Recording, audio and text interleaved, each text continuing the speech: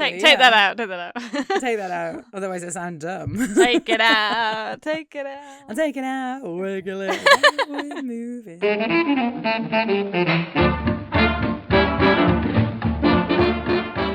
Good evening and welcome to Long Live Hooky Street, the podcast where we rewatch and discuss every episode of Britain's most beloved TV comedy, Only Fools and Horses. I'm Heather and I'm joined from Denver, Colorado by my co-host and sister Jenny. Say hello, dude. Hello. Today we are discussing Series 6, Episode 2, Danger UXD. So grab a slice of bread and let's get started. This episode aired on the BBC at 7:15 p.m. on Sunday, the 15th of January, 1989. This week's viewing figures were all the way up to 16.1 million. Still airing after Songs of Praise, but this week it was followed by Mastermind. We still have Especially For You by Kylie Minogue and Jason Donovan as the UK #1 song. And no changes to the UK #1 movie this week either. It was still Who Framed Roger Rabbit. A few interesting little episode facts. We need to go all the way back to 1982 here to Nick Lyndhurst's 21st birthday party on the location shoot for It Never Rains to remember where John Sullivan got some of the inspiration for this episode. Someone bought Nick Lyndhurst a gag gift of a life-size inflatable doll. Contradictory to this, the official inside storybook says that he got the idea from an incident at a party when a friend of his had filled his room with dozens of dolls as a joke.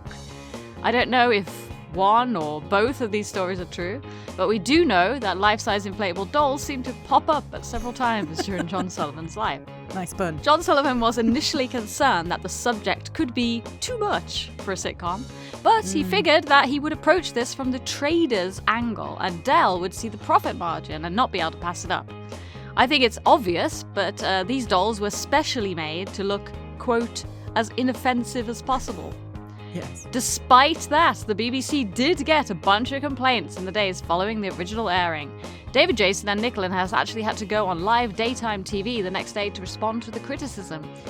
Nick Lyndhurst said that he was happy to defend the dolls since they had been specially adapted to not look explicit. There was an enormous amount of laughter on set for this episode, which probably didn't help the tight turnaround time they had for the shoots. This is the first time we've seen Denzel since To Hull and Back. He did not appear at all in Series 5. We also see the blocks of flats located on Duckmore Road in Ashton, South Bristol for the first time in this episode. These are the flats that are now going to be used for Nelson Mandela all the way up to the end of the show. No more North Acton Estate.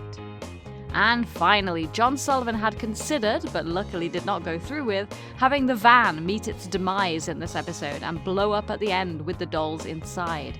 But he felt that the van was too important to the series' identity, and he knew how much the fans loved it. And as usual, I will have more trivia to scatter throughout the episode, but for now, shall we move on to our episode rankings for the week, dude? Yes, let's do it. So as our regular listeners will know by now, each week we reveal and compare our rankings for the episode, and prior to recording the entire podcast, we independently ranked all 64 episodes. If you didn't already know all that, then you are not yet one of our regular punters. So we would love for you to subscribe to the podcast. We release a new episode every Saturday, and we really do need more subscribers. So please consider subscribing. Also, please do give us a like if you enjoy the episode and tell your mates. We really need your support to continue putting in the time and the effort that we've been for these episodes. Like even today, this episode breakdown that I was writing, it took me about 7 hours to do the episode breakdown. So yeah, it does take a lot of time. Yeah, it does, because I have to watch and think about my notes and then also talk about the narrative. You know, this stuff takes a long time.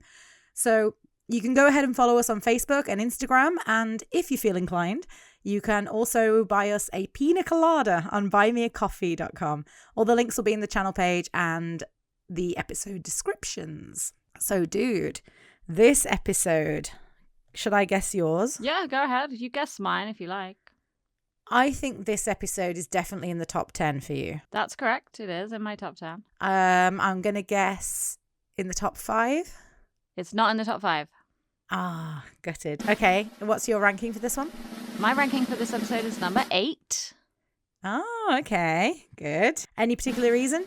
No, let's talk about that in a sec. I think this is your number one. It is my number one. Yes. Ta-da! I said this to my husband yesterday. I was like, I think we're recording tomorrow what I think is Heather's number one. This is your number one. This is my number one. This is a huge moment. I know. I should be more excited. It's my number one. Well, you said it so like subdued. Yeah, this is your number one. Because you asked, episode. and I was like, yes, it's my number one. Yes, this is my all-time favorite episode of Only Fools and Horses. All right. Well, since this is your number one episode, I mean, I think it's obvious that we both love it, and I have lots of reasons as well why. But why don't you talk about why this is your number one? Because this is such a big moment for the podcast that we finally gotten to one of our favorite episodes. Yeah. Okay. So this episode for me was an elusive episode. Let's start with that, because when we were kids, I think this was probably one of the last episodes that I was able to get hold of on VHS. I heard about this episode. I knew that there was something to do with blow up dolls, and I really wanted to see it for the longest time. And I don't think I saw this episode until I was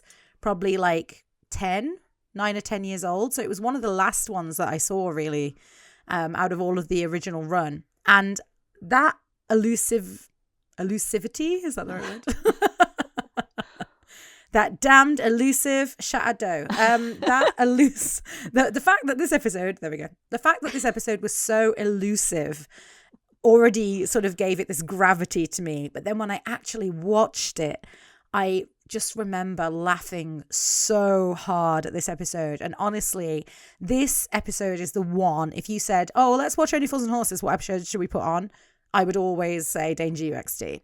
In fact, this episode I have used to introduce some of my Hong Kong friends to Only Fools and Horses, because I think this is a great example. First of all, it's not like a feature length one, which I think can be off-putting if you're trying to introduce someone to a series that you love. This one is a great episode because the pacing is good. It's got all the characters in it. It's got about, I'd say, 4 huge, like, laugh your ass off moments in it, which is amazing.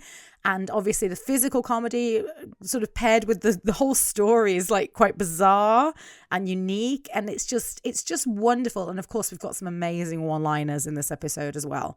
So all of those things put together, I just think it's perfect. Honestly, I couldn't think of a single thing I'd change about this episode. I just love it to death. There you go.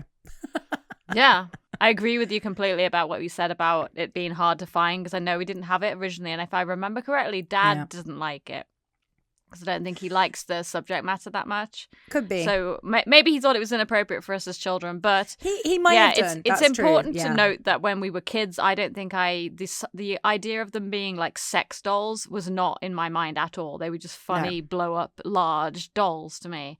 The same as in Fawlty Towers when the guy is blowing up when the they doll. walk in on him. I mentioned that in my episode breakdown. I didn't understand, so I didn't find it offensive. And I think if parents were worried that their kids were going to be offended by it, I guarantee most kids did not really understand the sex side of it. They just thought they were funny looking dolls. Like, totally agree. And I didn't know what erotic meant either. No, nor did I. Not probably at this age. I feel like we probably got this on VHSs when we first saw it, and we were too young to really think of it like that. We'd always seen the scenes in advance. We saw it in the documentaries and the clips. We'd seen the bits with the dolls popping up and the van explosion and everything. So we knew what was coming. It's just that we hadn't, watched the episode in full. So, and yeah, it's in my top 10 because I agree with all the same things as you. I really do think it's a great episode overall. It's got no weak points for me.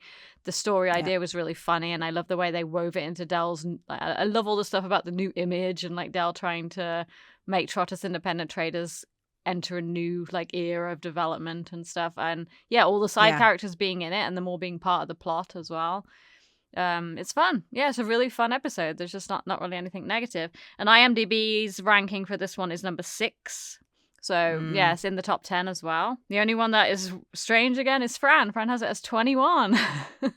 Yeah, you're totally different to me. I mean, I really, the few people that did watch this from Hong Kong all seemed to really enjoy it. Like, they laughed a lot all the way through as well. So I do think if you are trying to get someone into Only Fools and Horses, this is the episode that you should put on. Yeah, because also as well, it doesn't have really anything that you can't understand if you don't know about the history. I mean, Rodney's dating Cassandra, and they do mention a little bit of what happened in Yuppie Love, but because they recap it so well in that scene, you don't even need to have watched Yuppie Love to sort of understand what happened. No, and it's very clear in the first scene that they just started dating because they're talking about it and stuff, so it's easy enough to pick up the story threads. Yes. I don't think it's like confusing in any way. Yeah. No. I think Completely agree. Yeah, you're completely right. It's a great episode. I mean, you've used it, so you know it's a great episode for a first-time viewer. Okay, so if we're done with the rankings, then why don't we move on to the episode breakdown? La la la la la la la la la. So, we begin in the flat with Del and Albert playing with Del's new video recorder. I don't know how we've managed so long without one. Nor do I. What is it? Del tells Albert what a video recorder does, and Albert is confused. How does it know you're on holiday? You send it a postcard, don't you? Del is struggling to get the video recorder to work. No big shock there. I thought the bloke you bought it from said an idiot could work it. Yes. Yes, that's right, yes. Rodney! Shake a leg, it's gone 6 o'clock. Okay, 6 o'clock in the morning, and Del expects Rodney to be up. Like, why on earth do they have to be up that early? But he is up. Yeah, no, but he's up because it sounds like Del's making him get up that early. Like, given that Del and Albert are already fully dressed, I assume they were up at like 5:30 a.m. or something. I think this fits the new yuppie image, though, because they, like, if you're in trading and stuff, you would get up early. Yeah, Del. But why is Albert up that early? Why is Rodney up that early? Like, that just seems crazy early to me. Dude, everybody needs to know that Heather is the late get-up person in this family. And The late get-up person. and Albert was in the army, dude. 5:30 in the morning. I get up for at that no time every reason. day because of the pets. That's not no reason. But you have a reason. Why is Albert getting up? Like, there's Because no he's reason. got to make the breakfast, the cornflakes. Don't skip ahead. Okay. Well, yeah, I just think that's crazy, getting up that early for no, like, and expecting Rodney to get up that early as well. It's dark out, like, still. Well, I know it always is in the UK, but still. Yeah. I was going to say that you might think he means 6 o'clock at night, but then he's like, why would he be getting up at 6? And you don't know that for sure that it's morning until they start talking about breakfast. Well, also as well, the fact that he says, I want you to wear your suit today. He wouldn't say that if they were about to go to bed. Well, they might be going to an event. Yeah, I don't know. It's not important. You should call this out. It's definitely 6 a.m. Anyway, Del comments on the state of Rodney's overall look, in that he's wearing a jumper, I guess, is the problem. I'm not sure. We find out that Rodney had a date with Cassandra last night. So this is the first time that a relationship actually has ever crossed over more than one episode. It's always been like the tradition up to this point that the previous episodes or the previous stories are like practically never mentioned again. But now we can see this huge change already, which is great. Yeah. Albert and Rodney have a quick discussion about the acts that Albert has seen at the Royal Albert Hall in the past, which is a nice little sort of trip down memory lane for Albert's character. And then we go back to the video recorder. Did you know that Taiwan is the only country in the world that don't have any rubbish dumps? They just send it all to him. Oi, that's enough of that. This is none of your Taiwan junk. This was made in Formosa. But Formosa... Albert, please, don't confuse the issue. So we're continuing to somewhat dumb Del down a little bit, I guess, which is a theme that continues throughout the rest of Only Fools and Horses. But I mean, I suppose like geographical things are difficult for a lot of people who've never really traveled like outside of the UK. I mean, I think I mentioned this before, but a lot of my friends thought I was moving to Japan when I told them I was moving to Hong Kong. Yeah. So, and honestly, I don't know much about any countries that I haven't traveled to be honest, as well. So I think that's like quite common, right? It's very common. I don't think that geography is necessarily, or knowledge of where things are in the world is not necessarily something that everyone just has unless you've been there. And also, like, it's not, I don't think it means you're stupid to not know where something is. No, that's true. Yeah. It's also, things like Taiwan being called Formosa, like, I don't think Del would ever know that. Like, I know there's always sort of hints that he wasn't very well educated, and we've discussed this last week that he probably dropped out of school early or he wagged off school a lot. Yeah. Yeah, and he's streetwise, whereas Rodney's book smart, and it shows that neither one of those on their own is necessarily the key to success. Yes. If true. you have both, maybe, but yeah. And for geography, yes. It's the same with me. People don't know, like, a lot of people thought Florida and California were near each other when I first moved, because obviously California is on the very far side of the US, furthest away from the UK. But people thought it was closer. A lot of people get confused about where different states are in the US. And I can't see why you'd be interested to look that up unless maybe you were traveling there or you just had an interest in it. Yeah. We had people I agree with you. Yeah, when we first traveled to the US, we had people in some states not know where other states were. That was people in the US. Yeah, I mean, I only sort of know about Asia's sort of geographical layout because I live in Asia and I've traveled to a few places in Asia. But if I didn't, I probably wouldn't have a clue. I didn't know where anything around there was until you moved there. Yeah. Exactly. So Albert offers to make some breakfast for Del and Rodney, and we see that Del is still refusing food, but Rodney is starving. So just a very minor thing that I want to point out here is that Albert, when he's going into the kitchen, he's actually singing a little tune, which is actually something I never noticed until this rewatch. And I assume it's because he was just talking about all of the artists that he saw performing at the Royal Albert Hall. And I actually love little details like that. Like, I'm not sure if it's in the script or not, but I'm not sure. It is. Oh, it is. Okay, yeah, because I was going to say I didn't know who deserved the praise, so it's John Sullivan. But I just think that is a lovely little thing, like just, again, to bring Albert's character to life a little bit. It's really just a lovely little moment, Well, I don't know if this is applicable, though, to any of the artists he mentions. It says in the script that Albert is dum-dumming the 1812 overture. I mean, I don't know what he was singing, yeah, but I just the fact that I assume because he was just talking about all the artists he'd seen at the Royal Albert Hall that he'd be singing one of their songs, like reminiscing. And I just think, yeah, it's really lovely. Just, yeah, if anyone can listen to that and sort of decipher what he's actually singing, that would be really cool. He's singing the 1812 overture. That is definitely what he's singing. That's what it says in the script. Albert is so he might not dum-dumming be. the 1812 overture, and it's quite possible maybe that he's talking about that he heard that played at the Royal Albert Hall, but I don't know because we don't know what they played in the shows that he went to the Royal Albert Hall. So I don't know if it's a link to that or not. Well, I'd like to assume that it is because I think that's lovely if it is.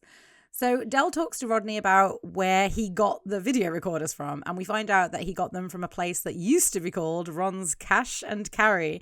But now, thanks to Del, he has a Queen's Award for Industry plaque that Del sold to him, and he's changed the name.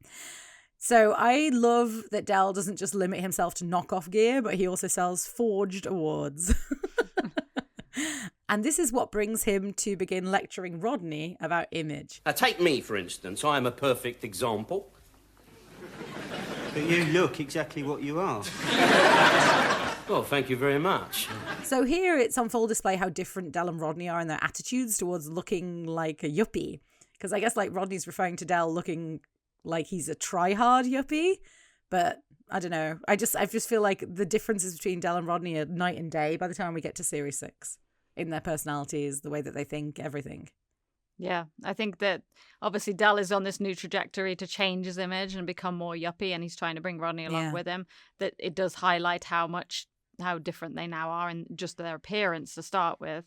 But yeah, you put Rodney in a suit, saw Rodney in a suit in Yuppie Love. Now he's going to be in a suit later in this episode. Overall, the vibes of the show are becoming a little bit more like smartened up and less market trader looking. Yeah, true. Cool. But also, like, Rodney doesn't seem to have that same sort of need to be like Del. Obviously, in the later episode in Series 7, he does have that, like, one episode, but which is, I think, stage fright, right? When he's dressing like Del. I thought it was He Ain't Heavy as My Uncle. Oh, it might be. Yes, you're probably right. So yeah, but either way, yeah, there's that one episode, but that's actually like played up in that episode. Whereas now I think we're sort of celebrating the differences between them, which is, and using it for comedic purposes, which is really good. So Albert comes back in the room. Rodney, as you see him standing there, what is the first thing that comes to your mind? Why have I got bloody cornflakes again? And again, I ask, why can't Rodney buy his own food? I think they probably rely on Albert for a lot of stuff because they're like going out. It's almost like they're, two kept kids with their granddad looking after them again. So yeah. So we find out that Del has brought a load of tomatoes. And that is why there is no space in the flat for the food. So Rodney's humour here is actually very dry in this scene, and I actually think this is my favourite version of Rodney's character.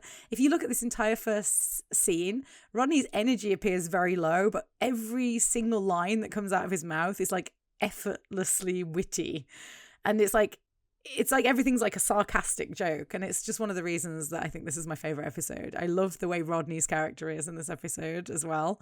Just, again, complete sort of yin and yang to Del's sort of energetic, dynamic. You got to be dynamic. Whereas like Rodney's like, yes, all right. It's just a really nice contrast between them, and I think it works so well in this episode. Yeah, and it's also a beginning of this theme which you did mention in previous episodes, I think you started talking about it in the dates episode, where Del's oblivious to his how he comes across to others. So he thinks he is coming across as this really, smart yuppie, like Gordon Gekko, like Wall Street powerhouse. Like he thinks this, whereas everybody around him is like laughing and thinking he's being silly and avoiding him. And like you say, his friends are starting to kind of be like, "Oh God, get out of here, Del's coming," kind of thing. Which is the beginning of that stage of Del's character. And Rodney's kind of sort of cynical, a little bit kind of like mocking Del sort of attitude that when it's like with the "Are you on it?" line, like I think is a beginning of a new dynamic where it's like Rodney's there for Del and supporting him, but he sees the same as all the friends and like his peripheral friends are seeing him. Yes, and Del's oblivious to it. So yeah, it's pretty interesting. Del goes on to describe Albert. Here is a man who's worked hard all his life for an honest crust. Here is a man of strong principles. Here is a man you can trust. You see what I'm saying? You see how easy it is to fool people? I love Albert's reaction to this whole speech when Del's saying all those nice things about him, and then he just realises that it's all completely insincere. Mr. Merrill's facial expressions are like really honed at this point. Like he's got it down pat, like how to look like goofy and happy and how to look shocked and, bemused. It's brilliant. Del takes one more stab at convincing Rodney that image is important with some very funny dialogue. I wear a trendy trench coat, Gordon Gekko braces. You wear a lumberjack's coat and Gordon Bennett boots. My image says I'm going right to the top flat out. Your image says I'm going back to bed because I'm shagged out. I really love that play on words. It's so clever the way that bit is written. And of course, David Jason's delivery, as always, amazing. We find out that Del bought 50 video recorders for 50 quid each, which I think was probably a really good price since that was a relatively new technology at the time, right, dude? Yeah, I don't know exactly how much video recorders were in those days, but every time they talk about cheap video recorders, like they're like the Del bought, they're always like, "Oh my God, like that's so cheap." Yeah. I have to guess they were like 300 quid, maybe. Yeah, at least I'd imagine. Yeah. So we find out that Del got them on the knock. I'm not sure where that saying comes from, which means buy now and pay later, basically. Do you know where that saying comes from, dude? On the knock? No, I'm still looking at the video recorders and video recorders. And video recorders. So basically, Del was given credit anyway for these video recorders, which again, I'm surprised someone would give Del credit because his track record, I would have thought that he would not have been a safe bet to give credit to. But I guess Ron is a schemer as well, so maybe that's why he doesn't mind. So we find out the reason that they're so cheap is because they have the wrong operating instructions inside. So Del assigns Rodney the task of getting them to work. Listen, I want you to record a programme for me on ITV called City News. It's all about mega-powered business, Wall Street, big bangs and all that.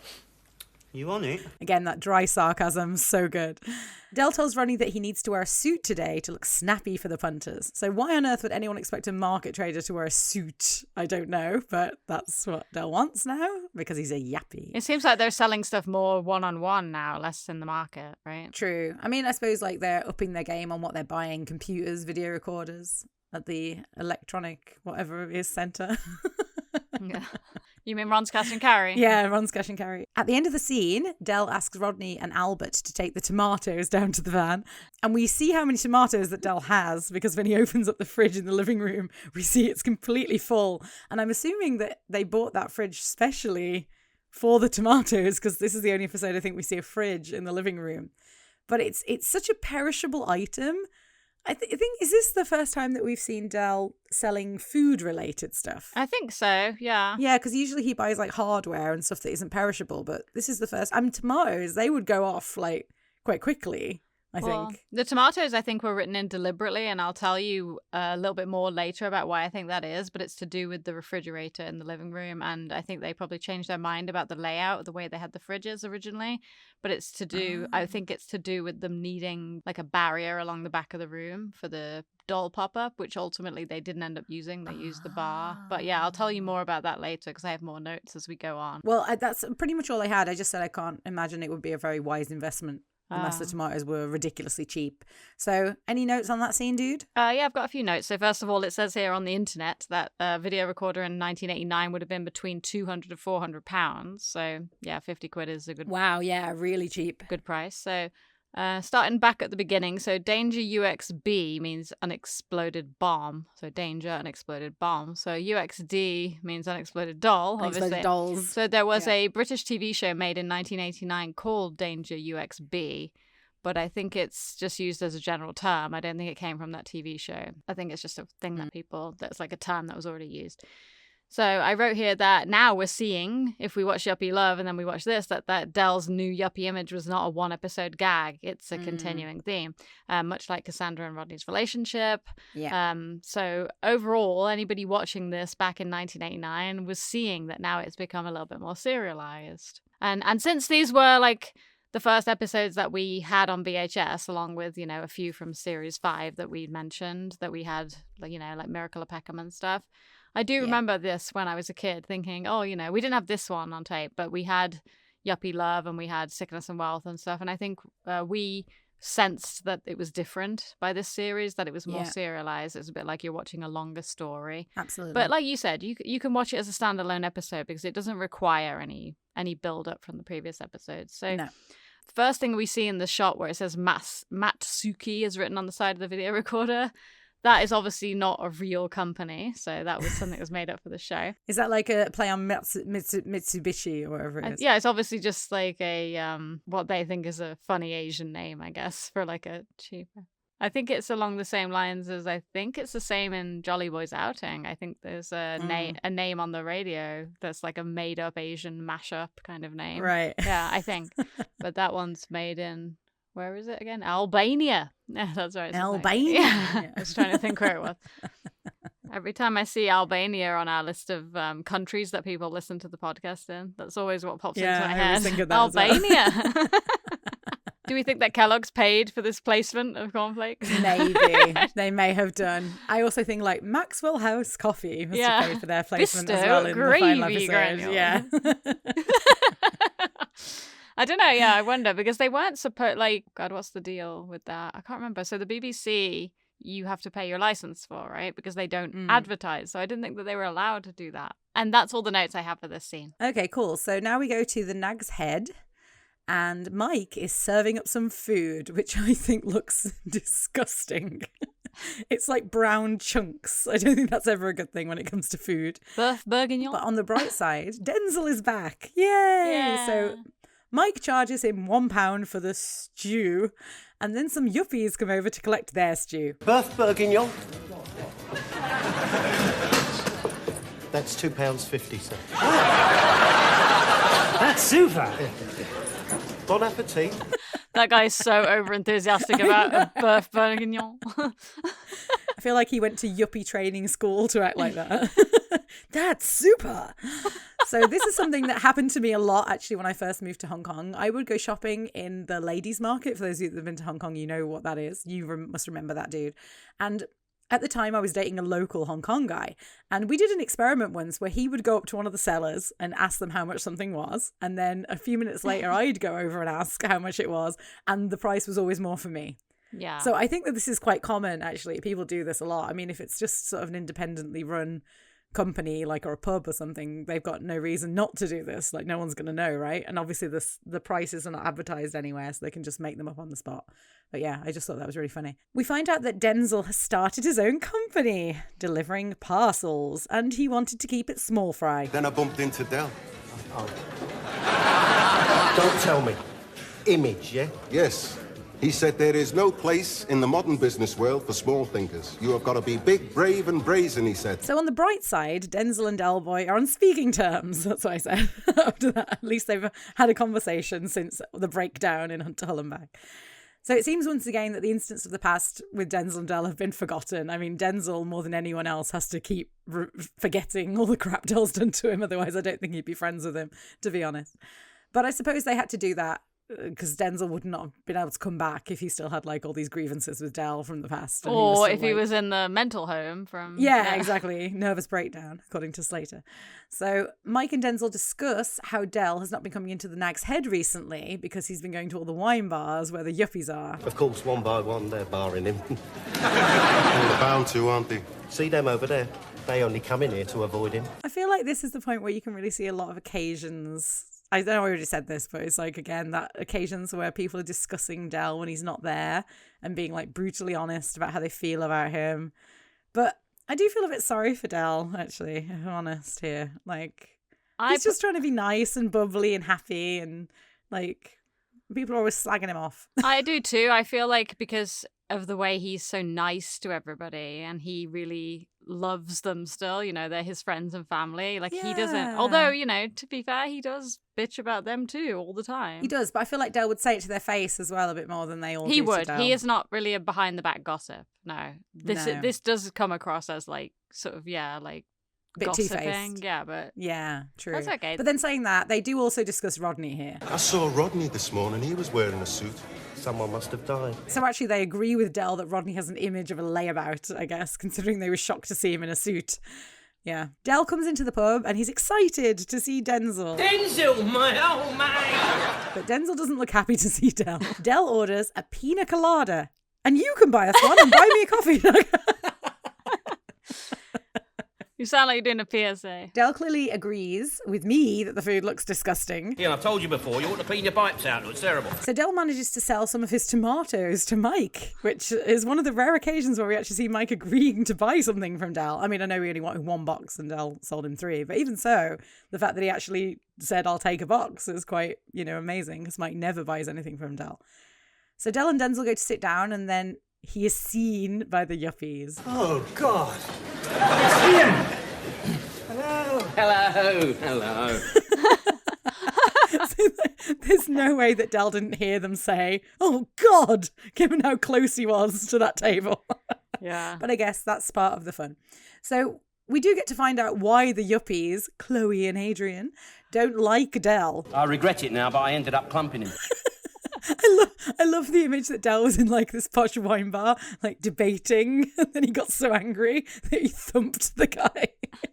It shows that he hasn't really changed, yeah. Yeah, exactly. Yeah, so I was going to say, actually, because I imagine like Del would have got barred, obviously, Mike saying about him getting barred from the wine bars. Maybe that's why. But Del did say that like those are his sort of people, right, to Denzel. So I do wonder what Del actually gets out of being friends with people like that. Because, as you say, they're nothing like him. Like, Del's character's a bit contradictory in this sense, because he has like 2 distinctive sides that clash with each other.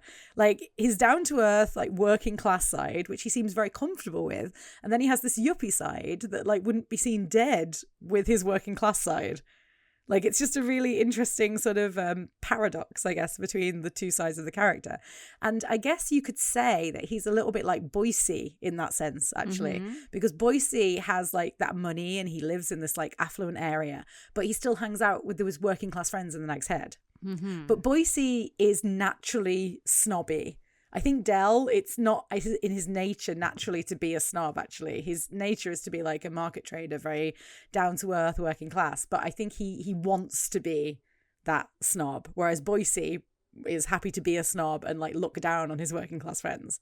I think that's kind of what the difference is there. Also, because Boise actually has money, doesn't feel the need Right. to show, like put on a show, whereas Del is trying to appear rich. Well, he's not actually that rich, and he aspires to be a millionaire. So yeah, it's like it's different angles that they're coming at it from. Yeah. But they ultimately, they grew up together. They went to school together. Boise and Del have a lot of things in common, even though Boise wouldn't want to admit that. Yeah.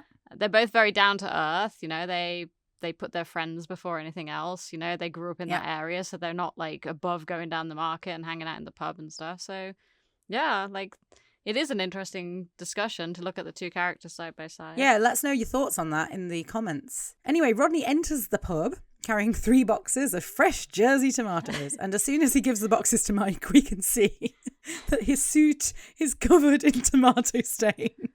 And this leads to one of my favourite lines from Mike. Mike, give him something to mop that up with, will ya? How about a slice of bread?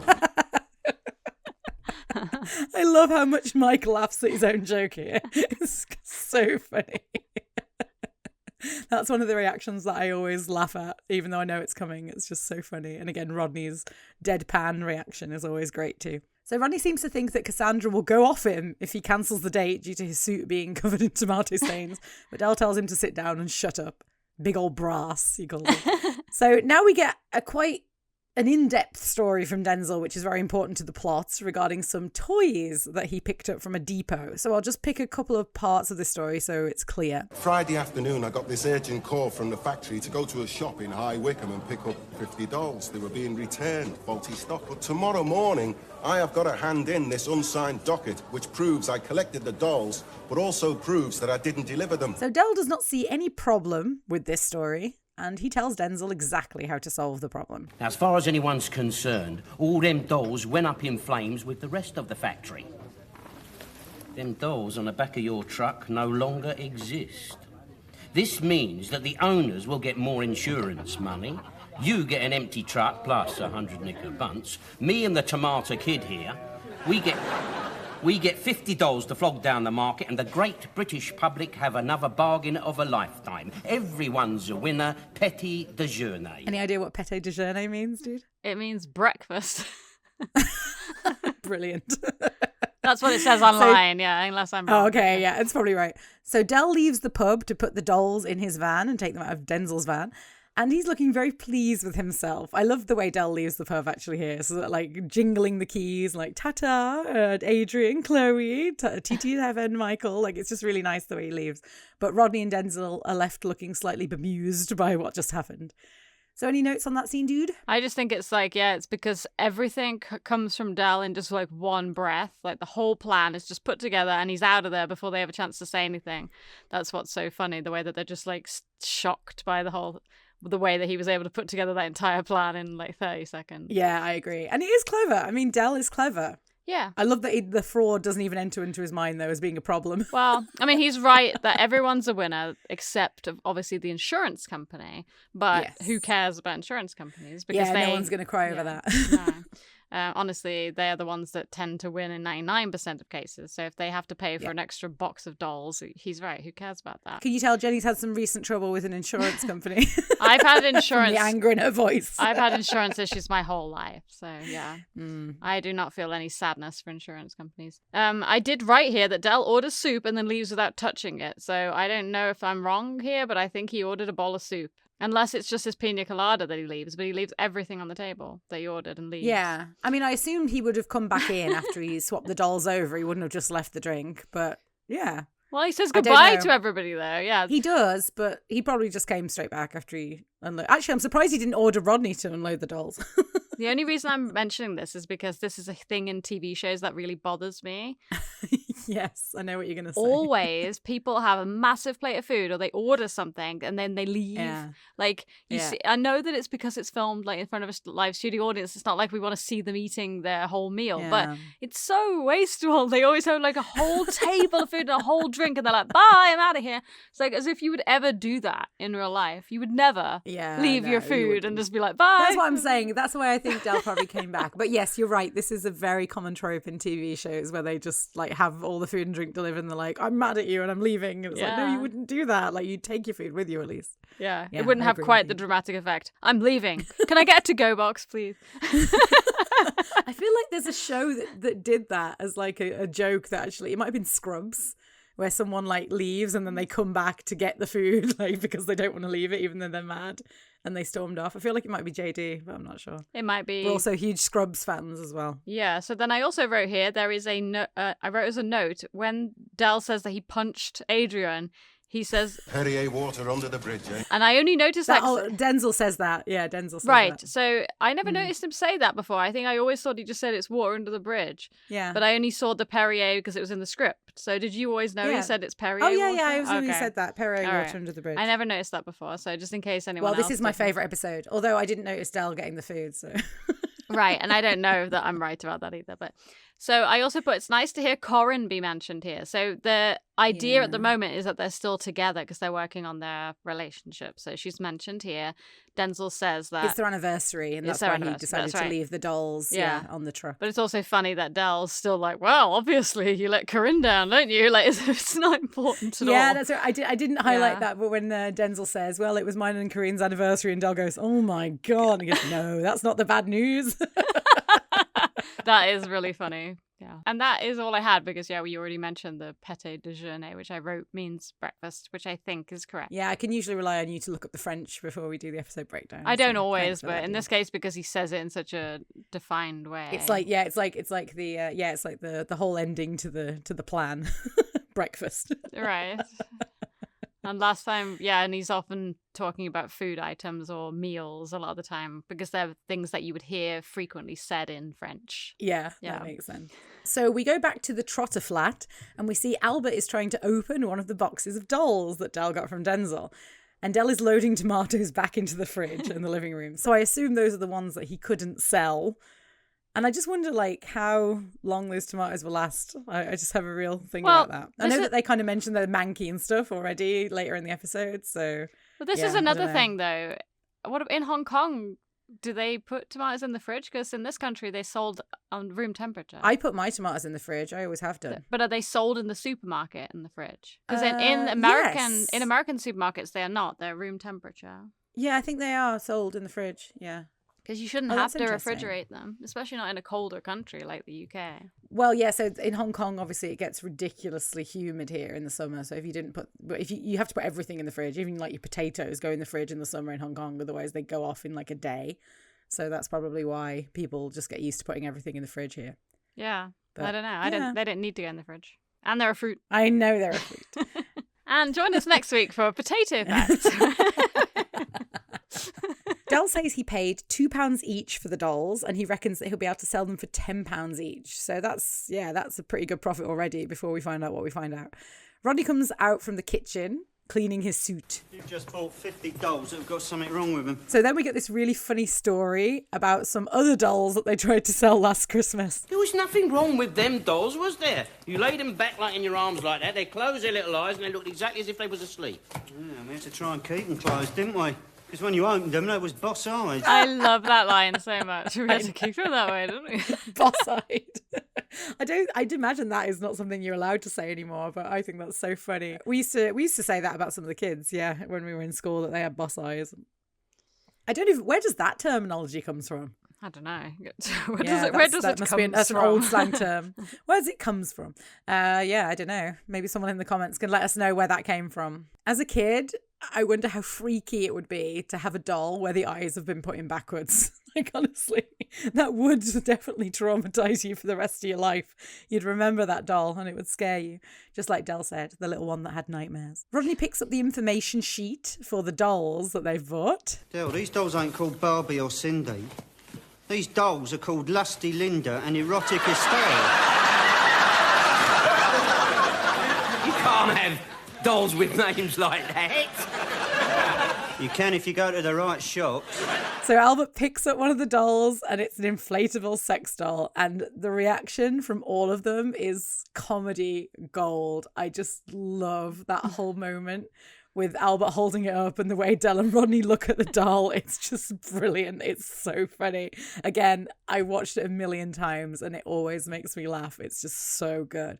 And this, as you mentioned in the intro, talking about the facts about the dolls, like sex dolls, I've seen, real ones, and they have the mouth that you can insert something into, and then they also have a hole in between the legs. So of course, this one is very tame. There's nothing like that. So this one reminds me a lot of the one in Fawlty Towers. I almost think it was the same sex doll. The smile is so funny. The smiles are absolutely hilarious. Yes, that's what I mean. If you think about that sex doll, what would be the point? There's nowhere to put anything in it. There's no holes. So it'd be just what is it, for snuggling only? I don't know what I thought. A sex doll. When I was a kid, I thought they were for company. If you wanted the room to feel full of people. I was like, oh. I think I'd be quite freaked out if that was the company I was keeping. You walk into someone's room and it's all these dolls everywhere. It's so funny. And then, of course, David Jason's reaction is great when he starts speaking. Bloody hell. What have we got ourselves into here? I love how he adds we just immediately. We. Yeah, he always does that. So we get some more reactions from the lads. They're big for little dolls, aren't they? No, they ain't ordinary dolls. You get them advertised in magazines. Where's that Radio Times? Albert, have a day off, will ya? I mean, seedy magazines for kinky, sleazy little men. You're pulling my leg. Oh, am I? You have a look at this then. It is really funny that Rodney has a magazine in his back pocket when he's on the way to a date with Cassandra. I know, that's literally the next note that I wrote. Yeah, I was like, that is so funny that Rodney was going to go on his date with that, like, in his back. Like, although he does change for his date. Admittedly, this isn't the same suit he's wearing later, so I guess. That's but even so, right, the fact that he walks around with that is quite funny. But actually, I did say this is nice. Nice, I don't know. I would say. I love the fact that they've brought back Rodney's kinky side, because we haven't actually had a mention of that for quite a long time. It feels like we forgot about that side of Rodney, and like the fact that he was about to go on a date, like you said, with a dirty magazine is very funny. Well, he also because they've grown him up by this point and we're on this new plot. It's nice to have little reminders of the old Rodney. Yeah, this is like a very good little callback. Yeah, we get a few more like later on. Like at the beginning of Miami Twice Part 1, when he's talking to Cassandra and they're having an argument because he asked her to dress up in a uniform, right? Because it's a continuing theme, and they aren't making a massive deal of it, but just the odd mention here and there is actually quite fun, because it shows that, truly people don't usually change things like that about themselves. No. It's a like, kink, yeah. It's not like he's just going to grow out of it. It's like something that he likes, and that's going to continue in his character all the way to the very end of the show. Yeah, because him and Cassandra are dressing up in, I think it's If They Could See Us Now as well. So exactly, you're right. It's something they continue all the way, which is good, continuity-wise. Del picks up another of the dolls and comments on how diverse they are. He's right, they are. Actually, we're getting representation here. Yeah, totally. I'm sure the black community was very happy to be represented in this way. Yep. So you can see that David Jace is finding this absolutely hilarious. Like, again, you can always see when he's like on the verge of laughing. And honestly, how could you not? When he's examining the doll, like, pulling at her and turning around and stuff, fixing her hair, you can see he's about to burst into laughter, which is, understandable. Rodney says they have to get rid of them, and they agree until he hears how much they sell for. Look at the prices they sell for. £60 each. On the other hand, let's not be too hasty, eh, Rodney? I've got to say, I agree with Del here. Yeah. Like, what is the difference between selling something like this and like selling any of the other things that they've sold over the years?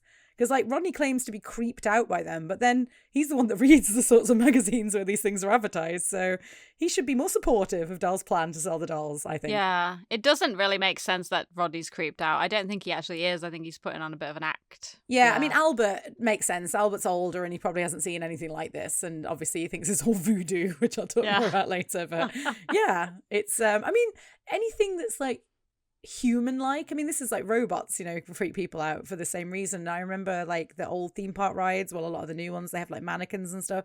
There is something creepy about mannequins and like life-size versions of humans that aren't human, there's something creepy. So I'll tell you that my husband, because I told you before, we flip stuff for sale, and he bought Christmas blow 50 molds. life-size inflatable dolls. He bought like the nativity scene blow molds, and like they were in our garage, and I kept forgetting, and I would go in and there was like Jesus standing right in front of me. Jesus! That's a quote from Frasier. Quote. Yeah. But also another thing that he bought was limbs, artificial limbs. Oh, that's creepy. And they were in the garage. Like there's just like a leg sticking out off the shelf. And like I always wondered like what people would think when they came in our garage. It was a lot like Del's garage. What will I guess? I always shit myself every time I went in the garage because I forgot that Jesus was there and he was just standing there in the dark. Like, those sorts of things are always scary because your head always associates them with there being a presence in the room. Yeah, that's exactly what Albert's kind of commenting on, right? With the voodoo stuff. So Del gives the dolls to Albert while he's trying to have a look at the magazine, and Albert throws them behind the bar, which becomes important later on. These ones are self-inflating deluxe models for the more discerning weirdo. I love that the information that comes with the dolls calls the people that use them weirdos. No, that Del just says that. Oh, I thought he's reading it off the paper. He says, the more discerning weirdo. Like There's he's no reading way it off the it says paper. that in the paper. I don't know, it might do. No, he just says that. It doesn't say that on the paper. I always thought he was reading it off the paper. No. Because he says, these are self-inflating deluxe models for the more discerning weirdo. No, he And, just he's adds- almost like caught off guard. Oh, that's so funny. He's adding for the more discerning weirdo. It says that they're self. It's so funny that you thought it said that on the paper. Yeah, I really thought it said that. That's really funny. I mean, it could do. I used to work in Argos and I saw some very weird product descriptions in the Argos catalogue. Dell says that they could sell the dolls for just 30 quid each and still make 1,400 quid profit. So he says Rodney will be able to have half, but of course that means £600. Yes. Not 700 quid. But once again, Rodney doesn't react. I guess he's just so used to this by now that Dell like pulls this shit every time that he doesn't even react to it anymore. Dell says that Dirty Barry will buy them. And what happens if Cassandra finds out? Why, does she want one? I love that line so much. Why does she want one? Again, that deadpan delivery from David Jason, so he means it as well. It's so funny. Cassandra's going to be like, I wanted one. What the hell?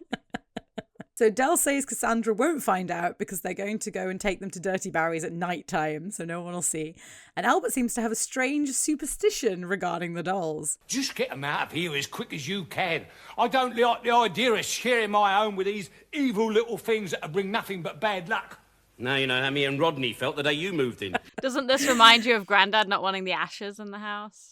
Yeah, it does. And it does remind me, actually, because I think we kind of forgot about it after sort of halfway through series 4, but Rodney always referred to Albert as a jinx and like there was something, you know, wrong with him. Mm-hmm. So yeah, it actually is in keeping. Yeah, absolutely. Like you said, the way Grandad was superstitious, Albert superstitious, Rodney appeared superstitious about Albert. Mm-hmm. So yeah, they're all kind of superstitious. And of course, Dell's God-fearing, as we know. So yeah, interesting. It's an interesting layer to Albert's character that he's superstitious, actually, about these dolls, because I think there's something creepy we said about dolls, but I think it's a clever way to complement the reactions of the trotters in the next couple of scenes, because they all have quite different reactions to the dolls, which I like. Dell continues to push the point that there is nothing wrong with selling these dolls. I mean, you read about it in the Sunday papers, don't you? All those MPs and vicars all going off to them vice dens up in Soho to get whipped and beaten up.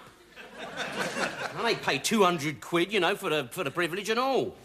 Blimey, they want to walk around this estate one night. They get it done free and on the national health.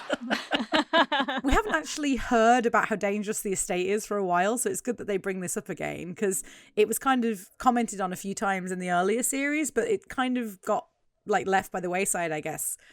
And now we're hearing again that it's a dangerous place to live and there's actually a lot of crime and everything. So yeah, I guess that's important that we keep bringing that up. But I guess the trotters are pretty safe given Dell's reputation, which we actually get to see in Fatal Extraction, of course. Yeah, I don't know that they're safe, but yeah, it's important social commentary to continue to remind the audience that they don't live in necessarily a great place, especially with Dell being like his new image and stuff. The truth that might have changed, but you know, where they live and their background has not changed. But everybody seems to know Del Boy, so I don't think they mess with him, right? Again, I just think of that bit in Fatal Extraction when he's going through the crowds. He's fine. He lives fine without too much trouble, but it's not a safe place to live, you know. And you see the end, obviously, with the setting and stuff where they go with the dolls. You know, there's people who are living homeless and stuff. So yeah. Yeah, true. So Del is surprisingly non-judgmental about sexual kinks here. So we've seen him talk about Rodney in previous episodes. He's always referred to him as like a weirdo or sick because he likes uniforms. So I do wonder if Del is just saying this stuff to justify like selling the dolls, but I'm not sure if he really believes it or not. But it was nice to see Del like not being too judgmental about kinks. As far as I'm concerned, he can have a meaningful relationship with a barrage balloon. Is this in the privacy of his own hangar? Well, yeah, so he is being accepting in a way, and I think you're right. Like, it's nice to see that, although, yeah, like saying he has to keep it private and out of public view, that's not necessarily what people think these days, you know. You don't have to hide who you are and what you like and stuff. You should be able to be honest and, you know, be in public and not necessarily, obviously not with in I was going to public. say, with your blow-up sex doll having sex in the middle of the road. No, But I don't nowadays, think you should go that far. Yeah, it's not like you don't have to do things in the privacy of your own anger. For sex, I mean, I'm a little bit sort of more in the middle there. Like, I don't mind, obviously, people sort of, you know, flaunting things, their sexuality, if you like. That doesn't really bother me. But I don't really want to see like people like huge displays of PDA.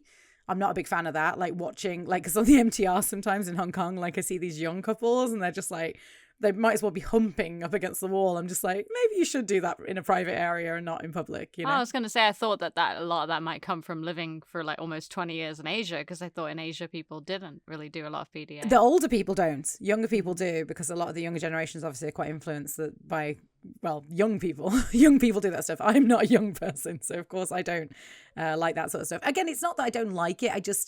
I think if it's like, you know, kissing, holding hands, stuff, that's fine. But like people that are, you know, you're like, oh my God, like you're a bit like, I shouldn't even be in the presence of this. Like whatever you're doing now, when it goes to that level, I'm like, okay, I wish I could leave, or maybe you should go somewhere private. Yeah. Yeah, I would say that for its time, Del's attitude here, if he's being genuine, which I think he is, is quite progressive. Yes, I would agree. Yeah. Albert has one last attempt to try and convince Rodney to abandon selling those dolls. Rodney, tell me the truth. You couldn't honestly go out and sell them horrible dolls, could you? To be honest with you, Unc, no, I couldn't. Barry, Del boy. But I know a man who can.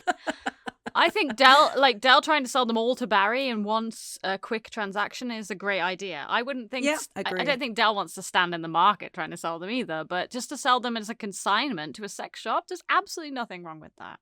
Totally agree with you. But actually there is a little bit of a I don't know if I call it a continuity error here, but so he calls Dirty Barry. Oh yeah. To say what? Like, I'm gonna sell you dolls, or I'm just gonna come and visit you? Because the second he gets there, Dirty Barry's like, oh, I don't want to buy it. I can't buy them. Yeah. So what did Del say on the phone? Like, why did he call him? Just to say he was coming? He must have just made an appointment or check he was there. But yeah, I guess obviously we needed this because we needed the scenes. But why didn't he tell him what he had and then make sure he wanted and then see if he wanted to go? Yeah. I never really thought about that before. I never really clicked that he called him. Yeah, because, why didn't he tell him what he had? But I guess that's a Del thing, because Del always tries to make sure he's there to make the pitch and like... Not somebody, Barry, you!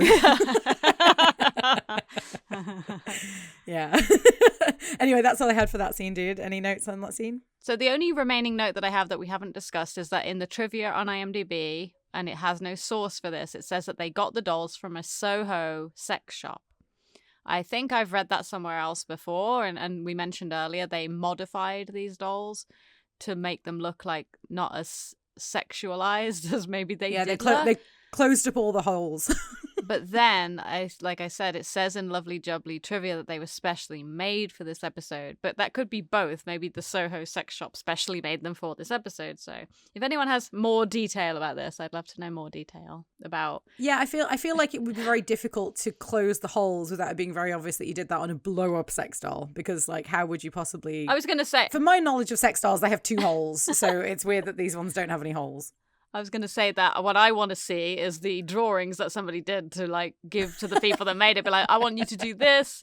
Because like the big smiley goofy faces, they like remind me of that bit in the Mr. Bean movie where he draws on the painting and he just draws the big smiley face over Whistler's mother's face. It's just such a big goofy smile.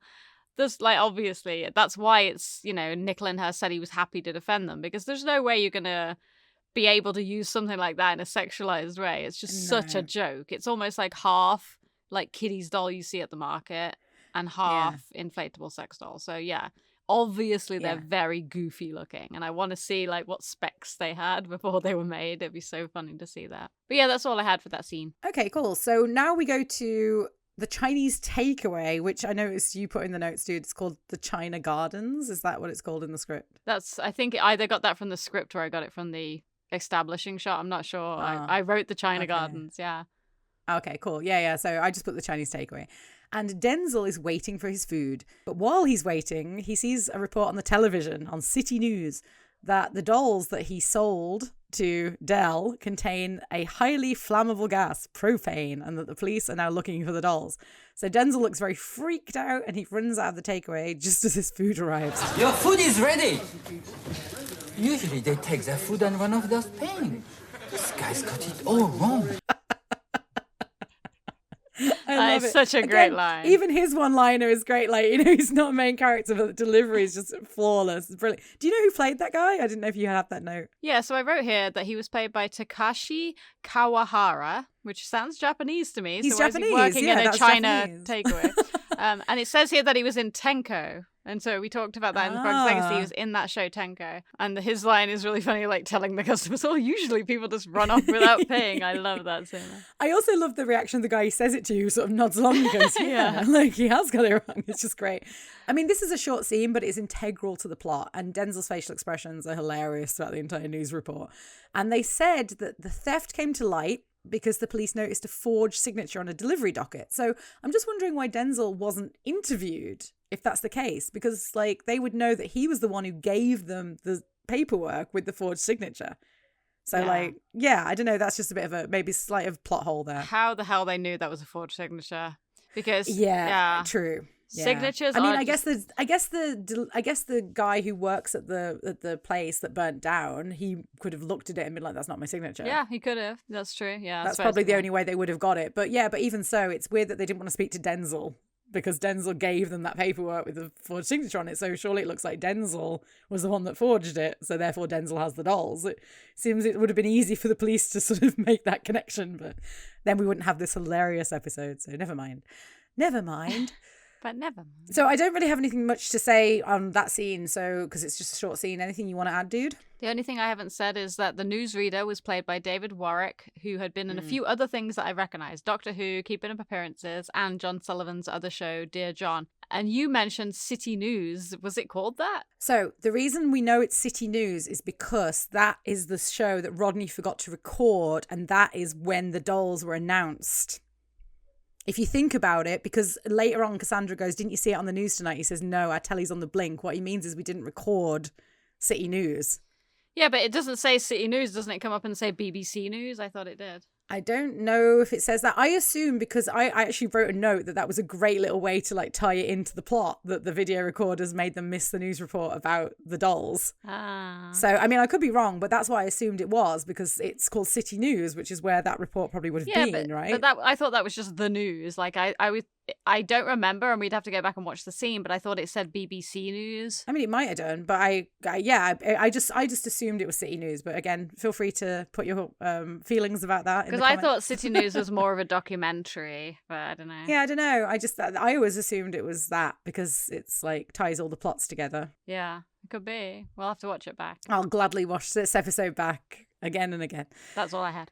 Okay, now we go back to the flat. So now we begin probably one of the most famous scenes of like any comedy show, any British comedy show that's ever been made. And I think this is probably one of the most memorable scenes in the whole of Only Fools and Horses, in my opinion.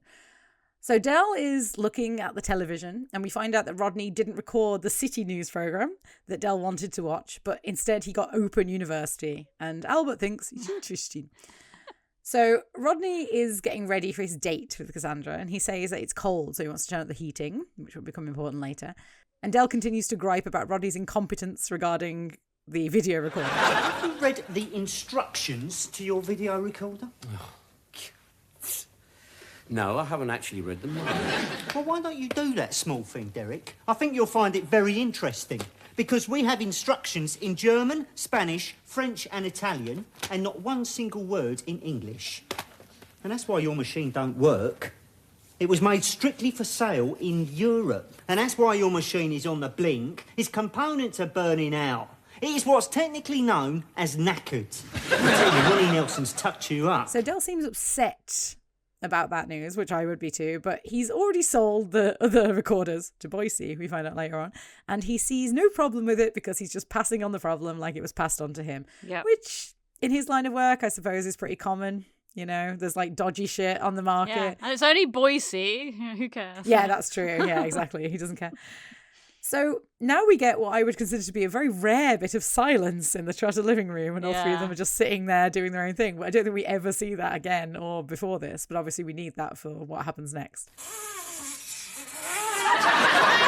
that funny sound? I don't know.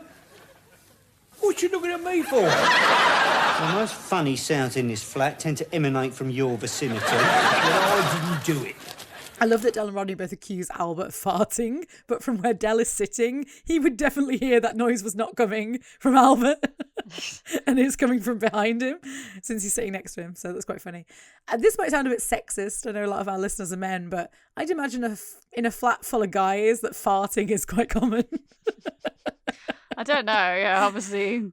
I know that women fart too, of course they do. But yeah, that's sort of that's the image that's sold to us from like men behaving badly, for example. So, yeah. I blame men behaving badly for that point of view. So the noises continue and Rodney and Del go to investigate and they get closer and closer to the bar. And I love how this is built up. And then eventually when they get just close enough, one of the dolls pops up. One of the pop-ups. One of the pop-ups. Yeah, one of the dolls pops up and it's fully inflated and sort of bouncing around behind the bar, which is just... And Del and Rodney run out of the room with Albert trying to follow them. And then we get this great physical comedy moment where Albert opens the door and Del pulls it shut again. I'm sorry, you probably can't even understand what I'm saying. Del pulls it shut again and just Albert kind of like flies through the air a little bit. It's just very funny. I love that whole sequence. Oh my God, I'm crying just talking about it.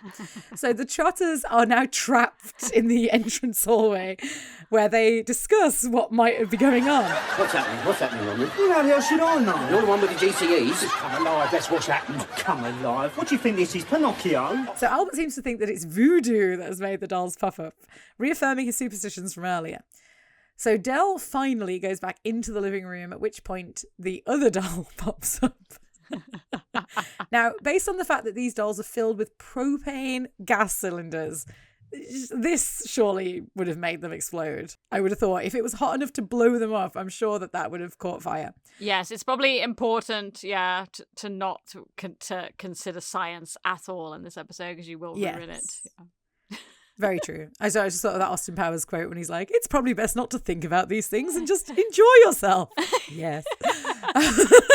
So true. So Rodney goes into the room and realises that the heat must have set them off. And Rodney and Albert start arguing and Del puts a stop to it. All right, you two. Now just pack it in for God's sake, will ya? I mean, what will our guests think? Now, when I was a kid, I thought that Del was referring to people coming to the flat and seeing the dolls behind the bar. And like those were the guests he was talking about. But now I look at it again, I think he's talking about the dolls are guests. Yeah. What will our guests think? That's what yeah. he's saying. But actually the joke works both ways, which is great, So it doesn't matter really which one I thought it was. They decide they're going to deflate the dolls and therefore they need to look for a valve.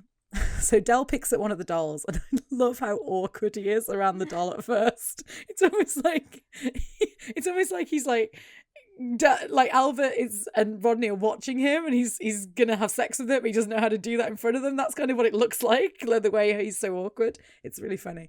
And Del doesn't seem to know how to hold the doll and look for the valve. Again, it's that kind of awkwardness. It's almost like he's treating it like a real person. But fortunately, the valve is in the center of the back. Oh, how convenient for the plot. And he tells Rodney to have a go with the other one. And as Rodney's picking the valve, Del asks, Does Cassandra let you do that? But they find out they can't deflate them, and Albert surmises that the dolls have dodgy valves, and that's why they're faulty. So Rodney decides he's going to burst it with a cigar to deflate it. And fortunately, Del manages to take the dolls out of Rodney's hand. But I love how Del is completely comfortable now, just a few seconds later, holding on to the dolls. And he actually holds them by the boobs, which is what gets the laugh here, because it's not even what he's saying that's so funny. It's the way that he's talking about, if your mother could see you now, and he's like holding these two inflatable dolls' boobs. It's just really funny. And Rodney asks Del... And how are you going to explain the fact that they are fully inflated? I'll just say they're samples. I'll say we blew them up so we could see them in all their natural beauty. I would think sex dolls are something you would not want to buy if someone had already inflated them. There's certain things, it's like underwear. Like, if someone else has had underwear or tried underwear before you don't really want to buy that underwear. Like, there's certain things that are just a bit icky if you buy them. Well, he could have given them those two as samples, but yes, like, he's lost the value in those two. Rodney was right, they should have just burst those two. Yeah. But then if they had they'd have to redo the A to Z. Yeah. So it's probably a good job that they didn't. And now we get another Albert spoils everything joke. So we mentioned this before as a reoccurring theme. How you can get out of this flat, down the stairs, through the main doors, right across the forecourt to where the van's parked without anyone seeing you. He always has to spoil everything, doesn't he? Del says they need to move the dolls into another room just in case the guy from the council comes round. Yeah, randomly now he's going to come round. Albert, put these in Rodney's room. What? No way. I've already got a wardrobe full of Mum's old clothes in my room. Them two are just about to take a biscuit. Oh, he's going to see him. Well, in case I bring Cassandra back. Put them in your room. Oh, in case I bring a bird back, put him in Albert's room. Case I bring a... All right, put them in my room. What about Elsie Partridge? Yeah. I know she's not started dating him No, yet, they haven't but met you yet, know, right? I mean, they might have met. But No, they had I a don't know. history, didn't they? Yeah, so they haven't been Yeah. rekindled yet. Yeah, so Albert won't be bringing her back. But actually, it surprises me that Albert's okay with putting them in his room, considering he thinks they're cursed, evil voodoo dolls. Right. So Rodney is about to leave for his date, and now Del says something that is clearly said just to highlight the hilarity of him holding these like naked blow-up dolls when he says it. Just make sure you don't do anything that might cause embarrassment to our family. Like, there's literally no reason for him to say that other than the fact that what he's doing is the thing causing embarrassment. Well, to he's the bringing family. up his family so that he can say Mum would be proud. That's what I think. Yeah, I know. Yeah, exactly. That's what I mean. It's very sort of like put in there for the script, but obviously it's very funny. So Del says, yeah, their mum would be proud of them. And then he has a realization of how he can get the dolls down to Dirty Barry's. And Rodney looks really worried. So, any notes on that amazing scene, dude?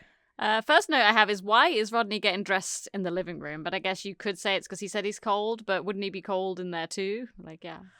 He's already dressed, right? He's actually shining his shoes. Yeah, but he's like, his shirt is open and he's like, is he not wearing his trousers? I can't remember. He's just wearing his... No, he is. He's wearing his trousers. Yeah. Yeah. I just don't know why they get ready in there in the living room, but... I guess that, again, they're probably so used to seeing each other like naked or like in their underwear and stuff, it doesn't really bother them. So I wrote here, Christopher rebuilt St. Paul's Cathedral in 1710. So Albert was most definitely not around, but I know that's part of the joke. Del says earlier, so Rodney also says the instructions are all in foreign languages. So why is Del sitting in the chair reading them when the dolls come? Maybe he's just looking at the pictures. He's just reading them again. Yeah, maybe he's looking for English because he says he hasn't read them. Yeah. I wrote Albert grabbing the handle and the door closing again is not in the script. So that could have been a game time decision or like something that they came up with when they were running through the scene in rehearsal. It's so funny. Yeah. It also, here is where the script says that there's 2 refrigerators at the back of the room and not the bar. It says that the dolls pop up from behind the fridges and there should be 2 fridges side by side.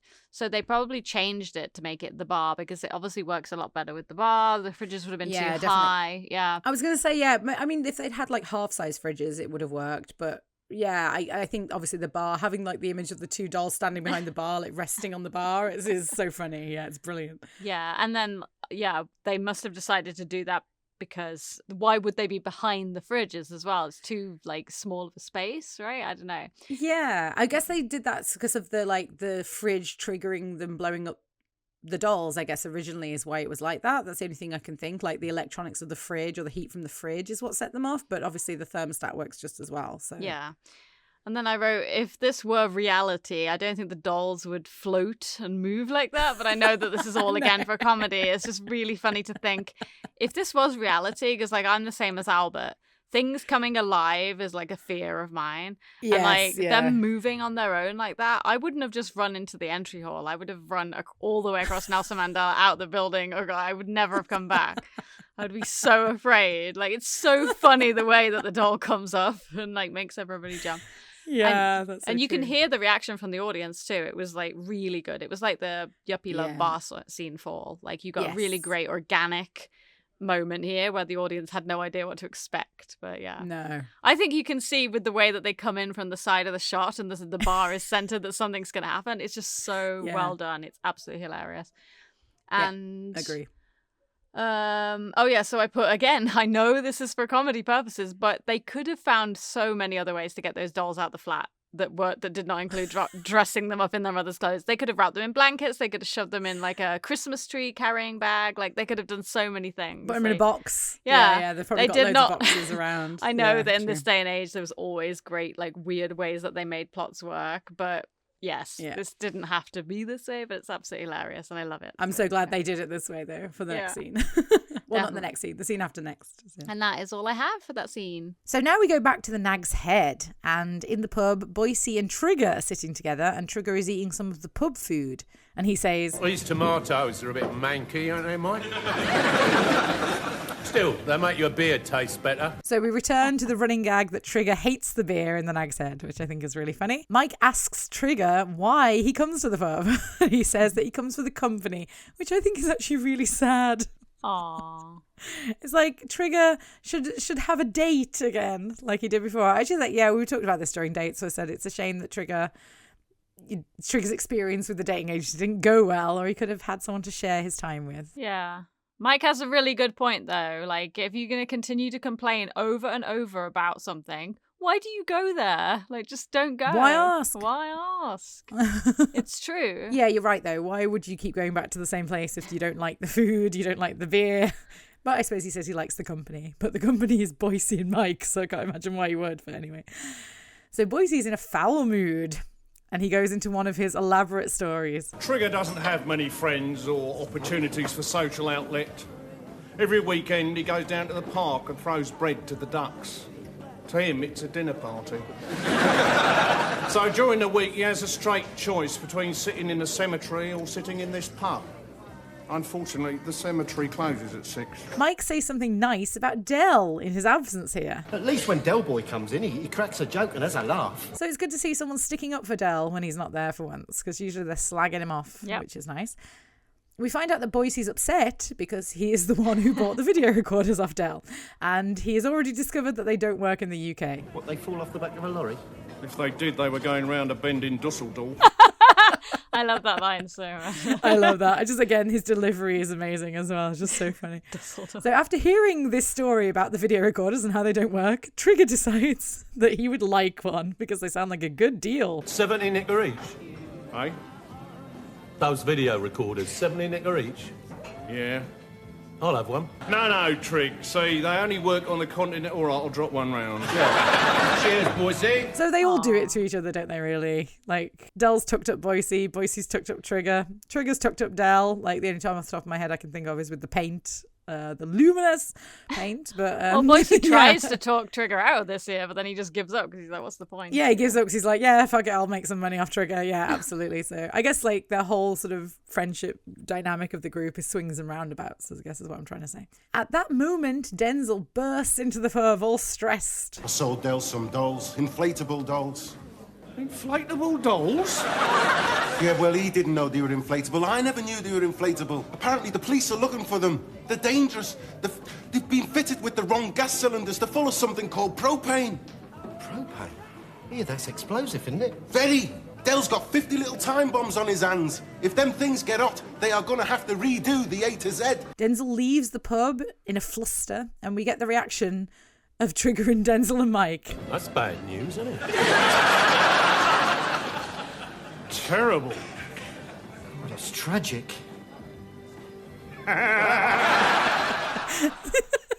This reminds me. Probably that they're laughing about this. I know, but I know that's terrible. This reminds me a little bit of strained relations when Mike and Boise are at the funeral and they laugh at that inappropriate moment, because they're at a funeral and people like look over at them. Of course, no one looks over at them in the pub except for Trigger.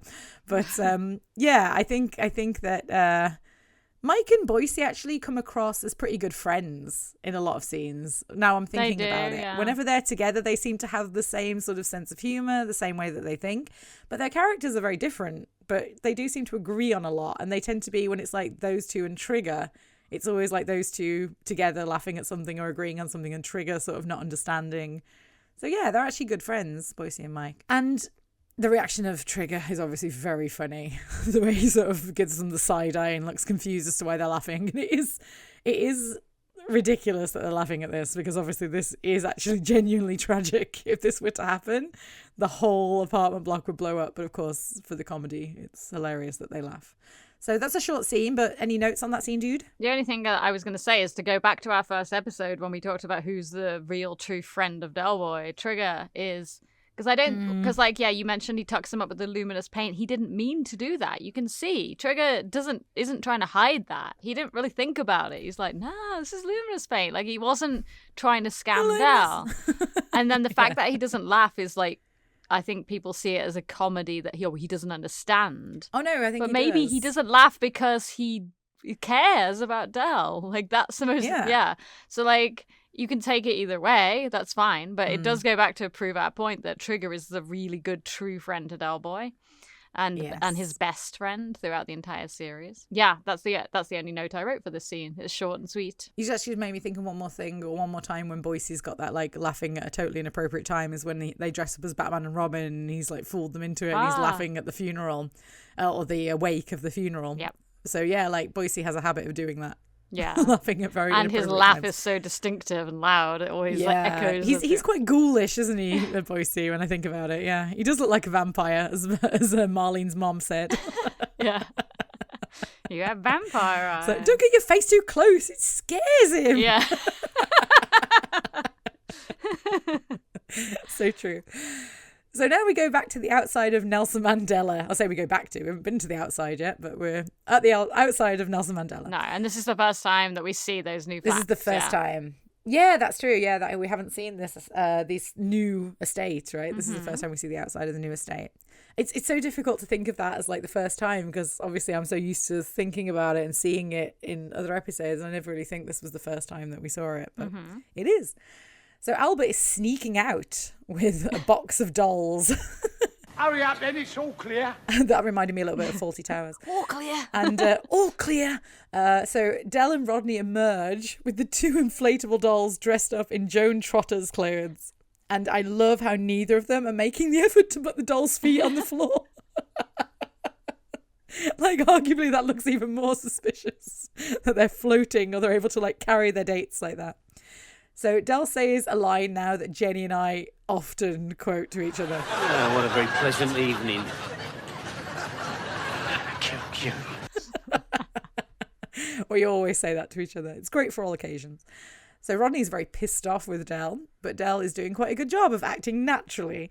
And they see a woman on her balcony looking down at them and waving. And I think that she notices that the feet aren't touching the floor, and that's why she looks a bit surprised.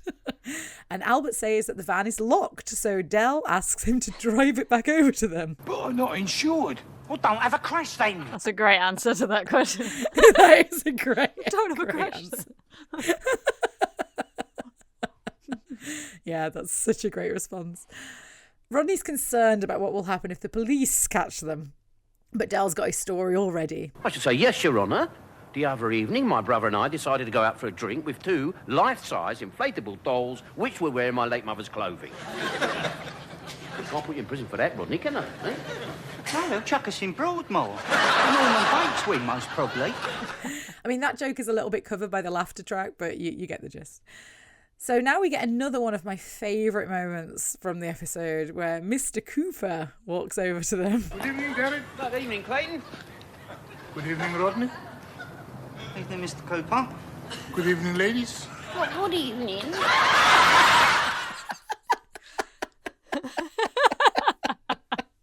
That voice that Del puts on is so hilarious. And I love the way that he turns the doll away, almost like shielding the blow-up doll from Mr. Cooper after he says it. Oh my God, it's hilarious.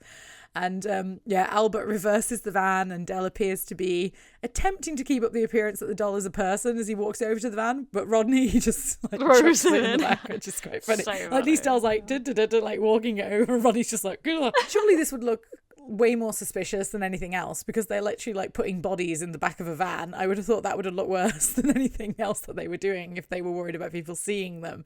You know, that would be the thing I'd call the police after seeing that two guys like picked up two women and shoved them in the back of a van. So Rodney says he's leaving to go on his date with Cassandra, But Del was also supposed to go on a date, we find out, but he's knocked it on the head for this.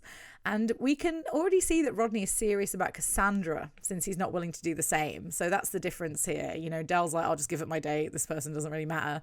But Rodney, you know, he's not willing to do that, which is, I think that's something that maybe Del would have been able to talk him into doing in the past, but not now. And that's, again, another, shift in the dynamic there. And also we see, again, Rodney's maturing in his relationship with Cassandra. So Del gets in the van with Albert and he says not to worry because the dolls are out of sight now. But as they go to drive away, we see the two faces of the dolls pressed up against the glass in the back, which again is, I just love the way they shake as the van's like driving away. It's really funny. Yeah. And but just as they're leaving, Denzel pulls up looking super stressed and goes towards the flat. But I think Denzel would have seen the van driving off. I mean, it's very like split-second timing, unless Denzel was like looking up at the flats as he pulled up. But the van literally just went out of shot as Denzel pulled in. So I don't know. I feel like he might have seen the van. But I think they framed the shot in a way that it looks like maybe there's different entrances and exits to the estate, but in definitely. reality there isn't. There's only like one road. Right. Yeah. Because they drive off to the left and Denzel comes in from the right. So yeah, just a nitpick, that one. I think yes, a nitpick, absolutely. A lot of people have put that in the errors, I think, or I might be wrong, but I've read that people find that to be unbelievable that Denzel wouldn't have seen the van. But we have to assume here that Denzel runs up to the top of the flat and knocks on the door, right? So that's occupying Denzel for a while. Yeah, actually, it's quite interesting. I was saying there's not really anything I can nitpick about this episode, but actually, what happened to Denzel after this? Because we never get to see the end of Denzel's like panic story here. He never gets that relief. Obviously, we find out what happens to the dolls, but Denzel doesn't. I think it's unnecessary because we know that at the end of the episode at the end of the episode that the situation gets resolved. I guess we don't really need to see what happened with Denzel. It would have been kind of cool to see Denzel maybe run up in the background just as the explosion happened or something. But yeah, that's true. But yeah, we don't need to know. Denzel like sitting there like with the homeless people looking bummed out. Because I think like in reality, if you were Denzel, would you have started just knocking on all the doors of the flats? If I was Denzel, I'd call the police. I mean, I know that they're worried about getting nicked, but this is a dire situation that could have killed thousands of people. Like, you would call the police or the fire brigade or somebody, like, in this situation, ask for their help in locating the dolls and tell them what happened. I would have thought. Maybe, but yeah, again, the reason it's brushed over is because, yes, in reality, maybe Denzel would have taken more steps, but we couldn't have had that happen because it would have ruined the episode, so. Yes, absolutely. So, any other notes on that scene, dude? Oh, yeah, and I just realised that that's why Del has to go to Dirty Barry's, right? Because they have to be out the flat for when Denzel comes over, yes. Yes, absolutely. So I wrote here, the first appearance of Duckmore Road in Ashton, and I've mentioned this before, but you can do the tour on the My Only Fools and Horses YouTube page, Jason's channel, and he'll show you all around the flats, the doorway, the garages, everything. So this location was originally found and scouted by Adrian Pegg, and they contacted the council to get approval before, and then they got the council's approval and the residents' approval. A quote from him is, "It was helpful that the show was well established by then." And I think that's a good point. Like, if they had just come along and been like, oh, we need to, put a few restrictions here, there, stop people coming in the shots, and the show was unheard of, maybe the residents wouldn't have been so agreeable. Because I think they probably had to get approval of all the residents and the council that owned it. So who wouldn't want Only Fools and Horses filmed on their estate? That would just be the best thing ever. Exactly. And so the garage block is attached to this block of flats. So this is the same garage block that is used for things like the Capri Gia in He Ain't Heavy, He's My Uncle, and the discovery of the Lesser Watch in Time on Our Hands. So same garage block, same block of flats.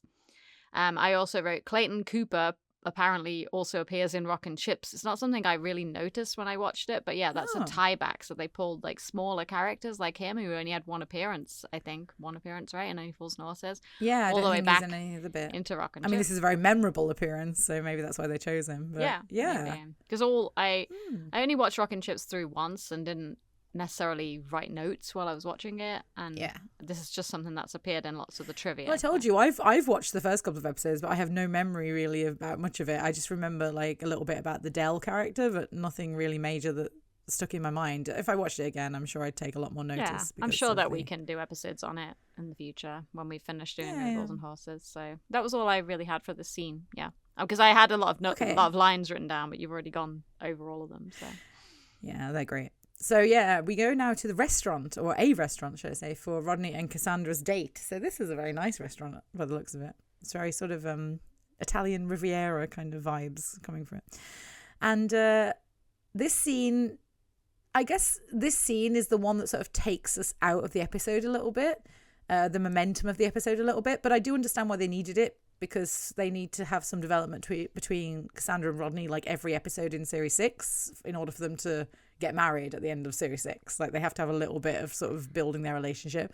So I think they did as much as they could to sort of insert it into this episode. But yeah, for me, this scene does slow down the pace a little bit.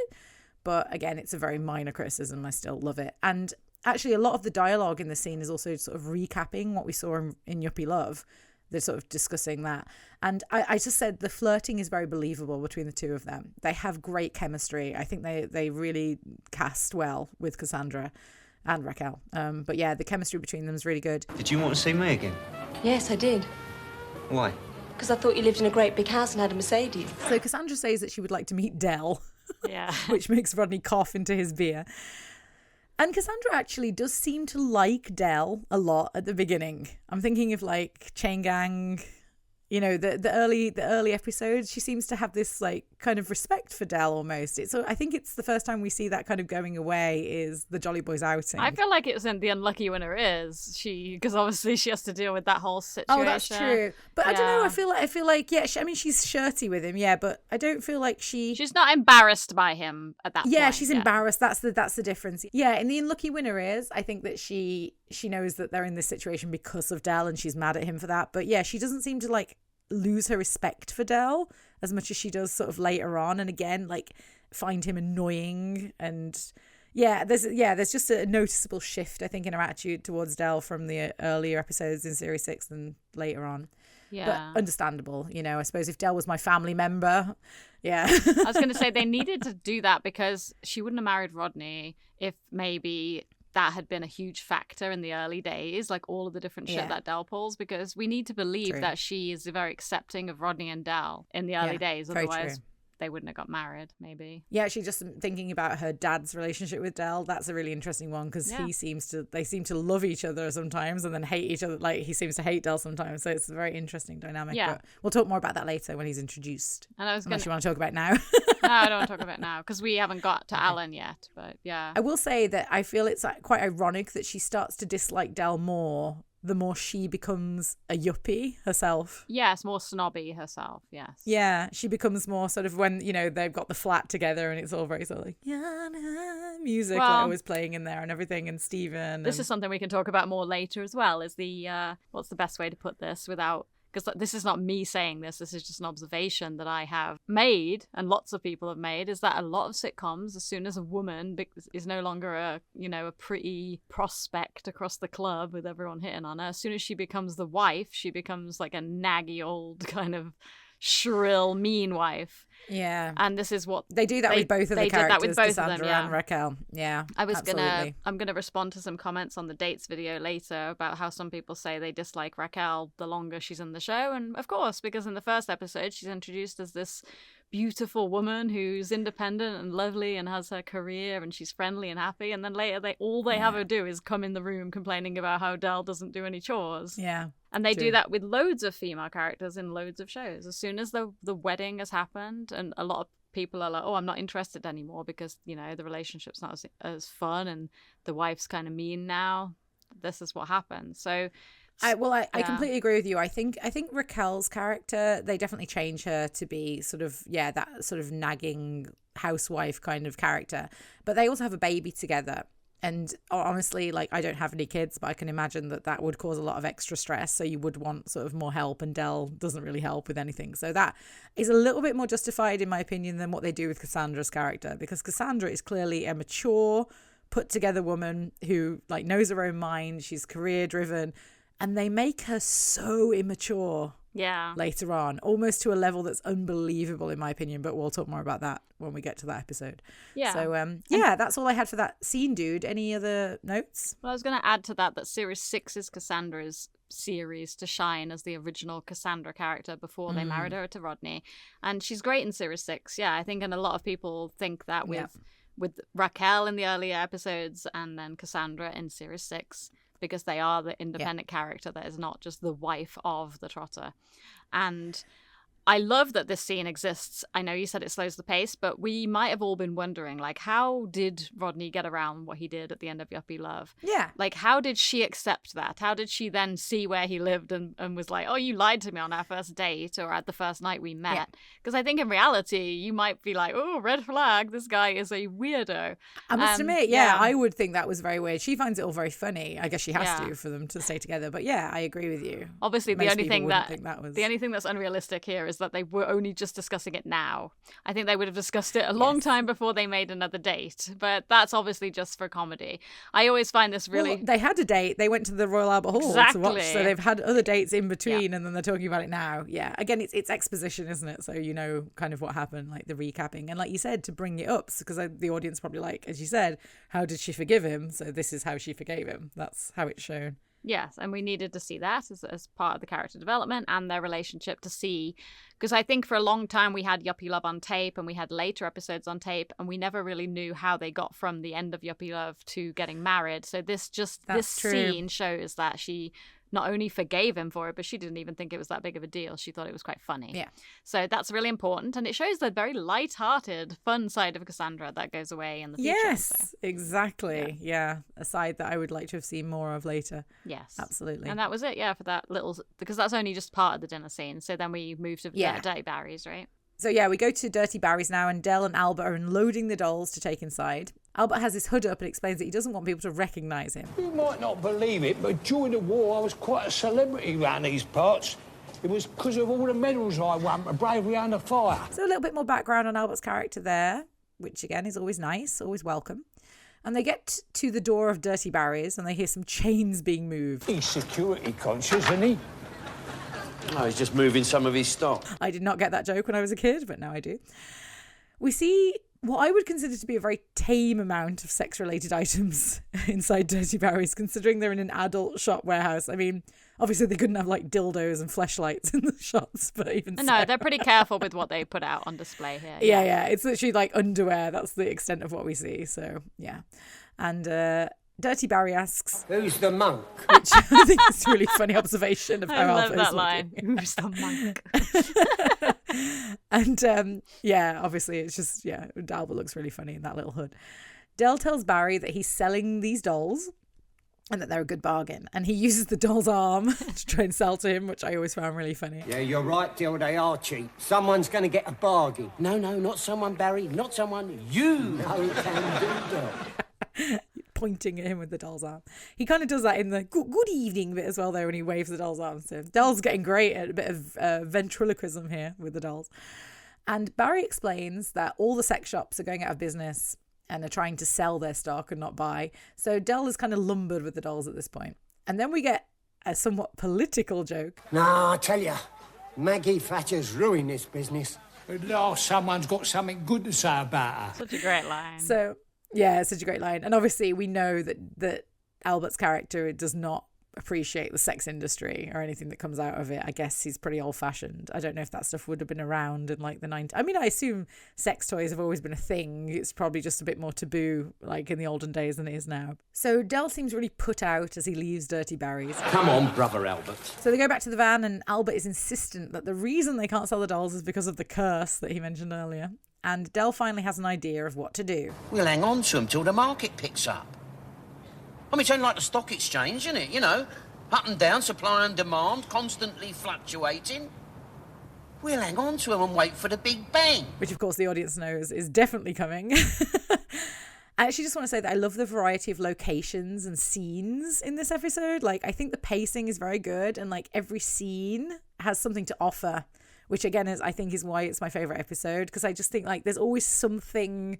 Like, there's no moment in this episode that I think you could just, like, take it out and it wouldn't affect the episode. Like, I think every scene is really important, and that's something that I love about storytelling, like everything matters, you know? Right, and I totally forgot to say this earlier, and I meant to, and that is that when, right after the takeaway scene, which is a lot earlier in the episode than you realise it is, as of that point, as the audience, we know that the dolls are filled with propane, and that whole scene with the dolls popping up, we already know that they're filled with propane. So not only do we have all the physical comedy, we have this kind of lurking knowledge in the background that at any second they could blow up. So all throughout this whole show, all the moments in the van, this scene, the audience is thinking, when is this going to happen? And then you've got Del reminding us here with, well, hang on to him till the big bang. And that is probably why there's such good momentum, is because we have this knowledge that all the characters don't know, except Denzel is racing around trying to find Del. Yeah, that's true. It's, it's a good point about story writing, that you have to have some sort of stakes for the characters, and here the stakes are pretty high throughout the entire episode. You know, they can die when these bombs go off. So yeah, I think you're right. That's definitely a reason that there's this momentum, this energy to the whole episode. Definitely. Yep. Any other notes on that scene, dude? Yeah, so the script says that there is a sign outside of Dirty Barry's that says ecstasy, suppliers of adult requisites. And the sign is there, you can see, but it's hidden kind of, or it's not hidden, but it's really not made a point of. And I wonder if that was the BBC because they didn't want them to say the word ecstasy, or that they didn't want it to make it very clear what he was selling. I mean, it is clear, but I think it's clear. But it's only... His name's Dirty Barry, for God's sake. Yeah, but we said this earlier. It's clear if you know what it is, but as a kid it's not. And I think, yes, I did see the underwear and stuff and no, but I don't think it's made a massive point of. They don't say it so explicitly in a way. I mean, like the way that Del's talking about it in the scene previously, the wording and stuff is kind of written in a way that's ambiguous, so like you're not sure exactly as a kid. So maybe it was a source. I wasn't sure. Maybe putting that sign up is a way, like they have the sign there, but they hide it because they don't want it to be too obvious. Adult requisites.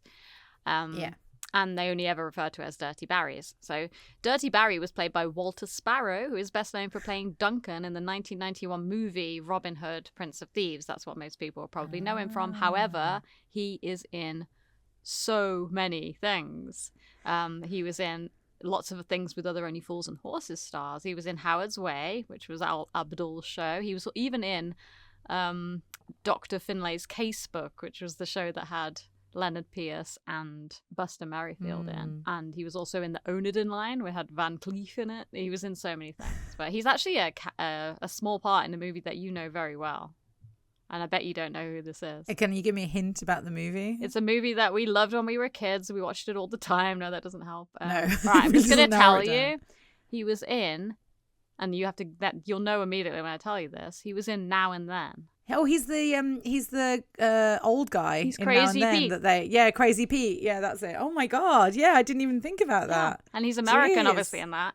So you wouldn't necessarily link the two, but he's a pretty big part in Now and Then, the movie that we watched all the time as kids, and I bet you never realised that was him. I watched that every day for a year. Yeah. I think when I was in my teens, because I loved it so much. Like I'd come home from school and I'd put it on every day. Yeah. Wow. Yeah. How did I not notice that? Yeah. Now, clearly I'm not the most observant. Well, no, I didn't notice either. When I saw that, I was like, oh yeah, he is in that movie. But it was like my favourite episode of Only Fools and Horses and one of my favourite movies, and I didn't notice that the guy was the same guy. But he does look different. You can see when there's close-ups of his face, but he has an American accent in that movie. That might be what threw me, because I would never have expected to see him in an American, like, blockbuster Hollywood film. Like, I wouldn't have expected that. No. And then finally I wrote the "Get off, what a day" line. That had to be shot at least 6 times because of how much everybody kept laughing when the doll fell onto David Jason's shoulder. And you can imagine the panic because they were so tight on time. But once you get the giggles with something, it's very hard to break it. Yeah. And that was all I had. So now we go back to the restaurant for the end of Rodney and Cassandra's date. And Cassandra offers to give Rodney a lift home. Oh, no, thank you. My mum warned me about girls like you. The lift home's all very well, but you'll expect a lot more than a good night kiss, won't you? And I am not that sort of boy. I'll take a shortcut through the market. If you're sure, you be careful though. Oh, look, the baddies don't frighten me. I'm streetwise, aren't I? Good. And watch out for unexploded inflatable dolls. So, in my opinion, this line is slightly forced in there, again, for the purpose of the plot, because You would never say something like that. Like, even if you'd seen it on the news, you'd be like, and watch out for life-size inflatable. Like, it's just such a weird thing to say. So yes, obviously need to have it for the plot. I think it's probably better than just sort of talking though, and then saying like, oh, did you see the news? Like, I actually think it's a nicer way to do it, I guess, have her make a joke out of it. But yeah, either way, it's difficult to do it in a way that doesn't be like, and here's the plot. And I also think it's interesting that Rodney says he's streetwise, because it reminds me of his date with Neris. Like, it's kind of playing into that again, but obviously he seems to be doing it in a far more jokey, relaxed way with Cassandra. He's not actually trying to be streetwise. Yeah, and a flirty, yeah. Yeah, it's very flirty, yeah. Rodney looks freaked out when Cassandra explains that the dolls are dangerous and she saw it on the news. And that was when he says that the telly's on the blink, which is what made me think it's the programme he tried to record. Right. And he rushes out of the restaurant. Anything the matter, sir? No, it's all right. I just feel a bit sick. That's the third complaint tonight. Where did we get those tomatoes from? Again, brilliant writing, because at this point, I think in the episode, we've all kind of forgotten about the tomatoes. Yeah. Like, there's like an afterthought. And I love that they're brought back in this way. Like, this is just so clever. I really love that. It's just a single line, but great payoff. And that's when I said, about the City News thing. If that was, in fact, the same thing, that it was brought back. Yeah. Yeah. And that's all I have for that scene. In a roundabout way, Cassandra saves the lives of everybody in Nelson Mandela and Rodney and Del at this point. I mean, maybe they would have exploded before Del got home. Maybe, who knows? But yeah, she's the one that saves all their lives. So true. But yeah, I almost wonder, because of how forced it does seem, that maybe it would have been better if Rodney had just been standing in the restaurant lobby and the news had been on and he'd seen the same thing Denzel saw. But then that would have been doubling up the gag that they saw it on the news. Yeah. But yeah, I think it was kind of hard to find a way to make this seem natural. That's what I'm saying. Although like, I do think people do discuss news stories that they've seen. People bring stuff up and they're like, oh, but it was just a weird time to bring it up.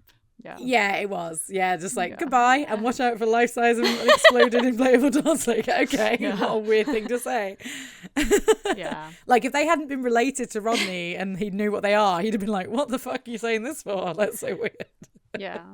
But then, so I also just wrote a quick note here that the waiter was played by Paul Cooper, who was probably best known for being in Allo Allo and a show called The Piglet Files. And that was it, really. Let's move on to the final scene, I guess. Okay, so now I love how you call this explosion scene in the script. Well, it is. I mean, what else is a good way to... Yeah, it is. That's true. Well, it's multiple little scenes, but yes, the whole sequence is the explosion sequence, if you like. So... Rodney has obviously already delivered the news to Del. We don't get to see him tell Del about the fact that these dolls are filled with propane. Which I like. Yeah, I do. I don't think we needed it. I agree. I think the reaction, sort of them already coming out, is far funnier. So they've decided that the best way to sort of stop this from happening prematurely is to spray them with water in the face of the dolls. I can't imagine how that would have any effect on the propane inside the doll. Well, also, where did they get these water spray bottles from? Did they, like, stop and buy them? Yeah, that's so true. It's not something now that is the sort of thing that I would have in my flat, like lying around like an empty spray bottle. But I I hoard things, and I'm a drama teacher, so I have like props and things lying around that I can always use. But yeah, like I wouldn't imagine these guys would have something like that unless they emptied out some cleaning supplies or something and filled them with water. They do have a bunch of shit lying around. It's that's just true. That's true. I wonder, like, was Del home and Rodney arrived back home and told Del? Because if he did, where was Denzel by this point? Did he not wait? I did have a note about what did Denzel do? Yeah, exactly. Like he just left. Like it would have made more sense for him to wait for them to come home. Yeah, absolutely agree. Yeah. Yes. So, but anyway, we said it doesn't matter what happened to Denzel. So, but yeah, very funny visually that they're spraying them with the water as they talk. And again, they completely don't care at all now about throwing the dolls into the back of the van. They don't care who sees them or anything. Yes, I've never heard of anything so daft. Shut up and keep spraying. The way that Nick Linnell delivers that line is just really funny. It's true, it is very funny. Spraying. So they drive to what looks like a wasteland, I guess, here, and we see three homeless guys sitting around the campfire, sort of nudging each other as they see Del and Rodney throw the bodies into the ditch. I know they're dolls, but to them they could have just been bodies that they were sort of disposing of, which is what's so funny. Just dropping them off. I actually think it's really funny that that Del feels the need to have like the approval of these like three homeless guys and sort of explain to them. He does it twice in this scene, but obviously I'm so glad that he does because of the great one-liners. And actually, it's interesting to me here that they have more boxes of dolls in the back of the van, obviously, because we see at the end of the episode that they do. So why didn't they take those out and chuck them in as well? Like, it's not just those two that could explode. So I would have thought they'd wanted to get rid of all of them and put them in the ditch. But yeah, I guess, for the joke. So Rodney says that he's sure that they were about to explode because he heard a funny noise. And Del is unconvinced by the whole situation. And when Rodney says, "Them dolls are dangerous. They've been on the news everywhere." It really reminds me of Neris saying, "I don't mind anywhere." I don't know, like the tone of voice. Just think of that when he says that. And Del decides that he's going to go and collect them from the ditch because he wants to get his mom's clothes back. Oh, come on. I've had enough of this. Come on.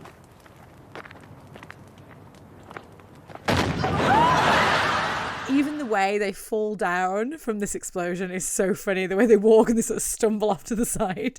And also the shot of the three homeless guys sitting there, like not moving with debris falling all around them. Yeah. They don't like flinch even once. And Rodney and Del like lying on the ground. We get one of my most favourite lines from all of Only Fools and Horses. Told him not to have the mutton vindaloo.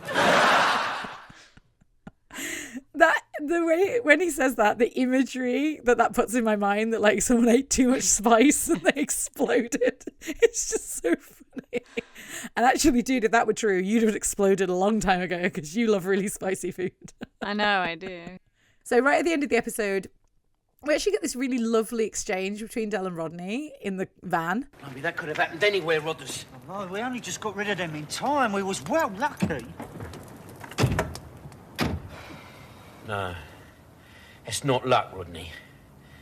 It's Mum. Mum? Yeah. She's up there somewhere, watching over us. Actually a really lovely way to sort of end the episode. Well, it doesn't end the episode. There's still one more big joke to come. But yeah, it's just really nice to have this little wholesome exchange. And it's lovely, honestly, that Del has this belief. Yeah, in it his is. mom, sort of watching over them. It's a common thing all the way through Only Fools and Horses, but I think it's lovely every time he sort of has moments like this and he sort of, puts it down to their mom looking over them, watching over them. But you can always see Rodney isn't exactly convinced when Del says stuff like that. Well, I mean, the thing that Rodney knowing this about Del is the way that they get him to go to the doctor in Sickness and Wealth. So, like, it's a running theme throughout this series. And I wrote this note that Joan is mentioned in every episode of Series 6, I think, except maybe Chain Gang, because I can't think of a reference in Chain Gang. But they mention Joan, I think, in every single episode of this series. Oh, that's interesting. I never noticed that. And so maybe that's because John Sullivan had more time to play with, and maybe it's because he wanted to bring it back to family more as a bigger focus. Well, this is when like the mom said on her deathbed is sort of starts to be mentioned a lot more. I know we've had the jokes like established much earlier on, but this is when it becomes a regular thing that he says all the time. Like that's his go-to thing when Rodney's having a go at him. Yeah, and obviously Sickness and Wealth is the episode in this series where she's mentioned the most, but I think the presence of her is felt quite heavily in Little Problems too, with the absence of her being there. So for sure. Yeah, I also put I don't think that we really ever get to see Rodney's beliefs about this kind of stuff. Like Del, we know is like he believes in God. And he asks for forgiveness from God on a number of occasions. Like the whole plot of Miami Twice is because he's afraid God will get him. So I think, it's just, I don't think do we ever see Rodney's? The only time I can think of is, again, in Sleepless in Peckham when he's talking to the grave. I was going to say. And asking about Freddie the Frog. Unless it's in the last 3 episodes, which I don't know, then no, we don't. We see his emotional struggles in the 1996 trilogy. Yeah. But I don't think we go too deeply down the rabbit hole of Rodney's beliefs. So after this lovely moment, we get a fart joke. And actually, Del refers to Rodney's heart as his April. Do you know where that comes from, dude? So this is another one where there's a lot of mixed opinions on what an April means. So it seems like about 50-50 split, whether it means your heart or your ass. So what did you think it meant? It's definitely the heart because Del says it in another episode. He says, my old April was going like a good one, but I stood my ground or something like that. So that's not definite either because that's another thing that I have in my note. You're talking about Losing Streak, right? Where he says, so the line in the script is my old April would be pouting like a good one. And I always thought it was pounding. So I went back to the script to look and the script says pouting. Yeah, I thought pounding. But Del does a gesture around his heart, like moving up and down when he says that line. So that's what I said. So this is why it's like 50-50. So I'll try to read this in a comprehensive way because I know that everybody's going to write comments about this and be 100% sure that they know the correct answer. And I always thought heart too. So here's an argument against heart. So the script says, in this script for Danger UXD, Del indicates Rodney's stomach when he says, "Your old April going, is it?" And then I looked at a note on Reddit. Ancient Egyptian monk on Reddit stated a few years ago that they read in an Only Fools and Horses book that John Sullivan was warned not to use this line because nobody would understand the very complicated rhyming slang. And a member of staff said he went ahead with it anyway. Apparently the rhyming slang for arse is bottle and glass Aristotle. So bottle Aristotle shortened to Aris, which rhymes with April in Paris, which means arse. That's what they wrote. So these are things that are against it meaning heart arguments. I've definitely heard arse referred to as a Harris before, or your Aris. And April in Paris, glass Aristotle, I guess. So another Reddit thread states that the story of Only Fools and Horses documentary said that this rhyming slang is correct and it means arse. They had confirmed it with the Only Fools and Horses Appreciation Society that David Jason himself said nobody was aware what it meant and nobody would understand the joke, but they wanted to put it in anyway. So my arguments in favor of it meaning heart are that I thought the losing streak line was in favor of it. But then when I went back and looked and it says pouting, not pounding, I'm like, okay, maybe it doesn't mean that. And some people on Reddit said that April tart means heart in rhyming slang, but apparently that's not true. The correct rhyming slang for heart is jam tart. So I would say the evidence points towards arse, which is funny because over the years I always thought it meant heart. So did I. Yeah, absolutely. And again, it's the hand gesture that I'm pretty sure he does a hand gesture where he actually points to his heart when he says it in the losing streak or something along those lines. I'm not sure about that. So I would say everybody can comment here. I'm not saying either way. I'm just saying from I was so sure it meant heart that I didn't even try to look. I was just going to look up the rhyming slang and then it got so much more complicated than that. So I was just like, okay, I'll write all this down. You went down a rabbit hole. Yeah. And I just don't know. So let's see what people have to say about it. Well, I'll just finish off the scene because, we've got one more big gag to come. And then, I'll pass it to you. So we find out that the other dolls are in the back of the van inflating right after that. So it wasn't Rodney farting. It was the dolls inflating. And as soon as Del and Rodney hear this, they run for the hills, leaving the van stranded on the wasteland. And I said I wonder what happened to the van after that. So you said John Sullivan was planning to blow it up, but then he decided against it. But obviously that is what would have happened in the situation because they ran a mile and the dolls were inflating. They would have blown up. So I assume they must have come back to take the dolls out of the van and then put them in the ditch with the others. Eventually. That's the only way that they could have. Or maybe the homeless people took them out. I don't know. But I can't imagine why they would. But I'd also imagine an awful lot of emergency services would be turning up after an explosion that size, even if it's on a wasteland. I mean, it was a proper doom. Someone would have heard that or seen that from a distance. How did it can't go? Be that remote. Doom. So yeah, I think I just think that it would have garnered some attention anyway. So yeah. However, I suppose some questions are best left unanswered. But either way, this ending is fantastic and the whole episode is fantastic. Yeah, that's what I wanted to say. It's my favorite, so of course.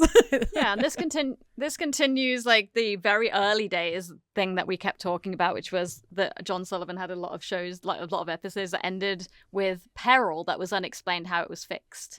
Obviously thinking of The Sky's the Limit as the most ultimate one, but this one, because would they have ever had the guts to go back to the van and take those boxes out after they just saw what happened? No, but we don't need to know that because the end of the episode is perfect the way it is. But would they have been brave enough, if they realized that they were about to explode, to ever get back in the van and then drive back out to the wasteland and throw the boxes? Because that's just just 2 dolls that caused that explosion. The other 48 are in the box. Well, this is what I mean. I don't know. This is the other thing. Are the rest of them in the back of the van already? Yeah. Because they just brought those 2 down, so the others were all in there. I mean, I suppose they were going to Dirty Barry's to sell them, but they probably are. But that doesn't look like enough boxes for 48 of those dolls. But they're not inflated yet, so there wasn't that many, right? Yeah. I don't know. 48. I don't know, though. I would have thought they would have took up more room. Yeah, because the 2 inflated ones, 50. But this is where I think the emergency services explanation comes in handy, because if they'd heard that explosion, they'd have turned up, because they were looking for these dolls that could have caused an explosion. It was an emergency. So explosions would have been on their radar, right? You know, thinking, oh, it's the dolls. So they all turn up, they find the van abandoned, and then they look in the back and they see the other dolls in the back of the window, and then they take that out and they explode them in a controlled explosion, you know, the emergency services, and then they return the van. That's the only thing I can think. This is what I'm saying. Like, we can't overthink what happens after the end credits, because in most cases there's no explanation, and this is why John Sullivan left it as he did, because there's no good way to explain it. So I haven't. That was a good way. I just explained it. No, because I mean, emergency services are not just hanging around in abandoned docks looking for explosions. No, they are when they're looking for an explosive, like dolls. Like, it's an emergency situation. It's like, we have to find these dolls or something's going to blow up. So they would have been looking like actively around for explosions or listening for explosions, I would have thought. Right. So then if that's the case, where the hell were they the rest of the episode? You don't see a single emergency service. No, but never mind. Anybody that works in the bomb squad in the UK, please let us know what would have happened if you were searching for 50 life-size inflatable dolls that are accidentally fitted with propane. So I have quite a few notes here, because this is an important one to include here. So apparently it's a stunt, right? And apparently an explosion scene had been considered in the past. And we do know that another one comes in the future. So it says here in Steve Clark's book, it talks about a plot idea that was never done. Or was it? Partially. It says the plot was planned for an early episode where Del is trying to sell a damaged radio that has lots of wires protruding from it. He leaves the van with the radio in the back and a sleeping, hungover Rodney in the front seat. A security guard was then going to see the radio, think it was a bomb, and call out the Army Bomb Disposal Squad and use a robot device to do a controlled explosion. Del was then going to come back, find the van exploded, and only see Rodney's boots. He would then find out later that Rodney had changed into his trainers and gone out for a pint before any of that had happened. Now, glad that didn't happen, but I'm sure it's no coincidence here that the radio idea was used in the future in Jolly Boy's outing. So at least he was able to pick some of that original idea out. But yeah, again, like we said earlier, John Sullivan had toyed with the idea of having the van explode in this episode and decided not to do it because it was such a well-known emblem of the show. And we're all very glad that he didn't do it. Yeah, in earlier episodes, he probably could have, like in the first or second series, he could have exploded the van and people wouldn't have cared that much because it wasn't so established that was like the icon of the series. But yeah, by series 6, blowing up the van would have been a really big deal. And of course, then he goes ahead in series 7 to get another like funny vehicle for the Trotters. So he expands on the idea. They could have gone ahead and got another silly car for the Trotters after blowing the van up in series 1 or 2. But it's really good that they didn't, because it's a very, the fact that scene in Time on Our Hands happens in the van, like that's where they find out like that they were millionaires, or that's where they celebrate. All these things are really important in the future. Well, also, we wouldn't have had the line in Dates, "Is that your yellow three-wheel van out there?" Yeah, or any lines that include the van, like so many scenes and lines that include You can get that van to do 70 miles an hour if you push it off a cliff. Yeah, just all those vans, all those lines. Yeah. All those vans. So the scene itself was actually shot in a disused area at Bristol Docks. So Nick Lyndhurst said that the explosion was actually massive and they all got showered with dust. So that wasn't like fake or anything. So remember that this was a aired scene to the audience. They weren't like seeing it live, but they saw it the first time. So the reaction from the audience is really great here. And I wrote notes on what we said, which we already discussed about Joan, but I'd like to point out to Del that it wasn't Mum, it was Cassandra, because if it wasn't for her, you would have all died. It was Joan possessing Cassandra. That's why she said the line so weirdly. Not just the Mutton Vindaloo line, but Rodney looking up at Del and just going, "See?" It's really, really funny because it's such a brother thing. It's like, but you don't normally do it over a massive explosion. It's like, see, told you. Yeah, Rodney's even maintaining his sort of deadpan or sarcastic. Rodney's even maintaining. Fuck again. That's a good one. Rodney's sarcasm. Rodney's even maintaining his sarcastic sarcasm. What the fuck? Oh, no, it's that time of night. Rodney. Just forget it. Okay, I'll forget Rodney. it. Rodney, why is your uncle in bed with us?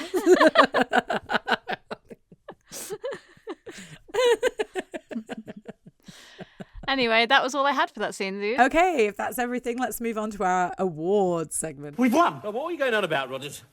Okay, so as always, we have 3 awards to announce this week, and we will start with Plonker of the Week. Are you two going to be plonkers for the rest of your lives? So, for Plonker of the Week, we will each nominate a Plonker, and then we will discuss and decide who wins. So, dude, who is your Plonker of the Week? Okay, for me, it's Dell. Yeah. For a few reasons. So, the forgery on the docket, not checking what the dolls were when he bought them, and nearly getting him and Rodney killed.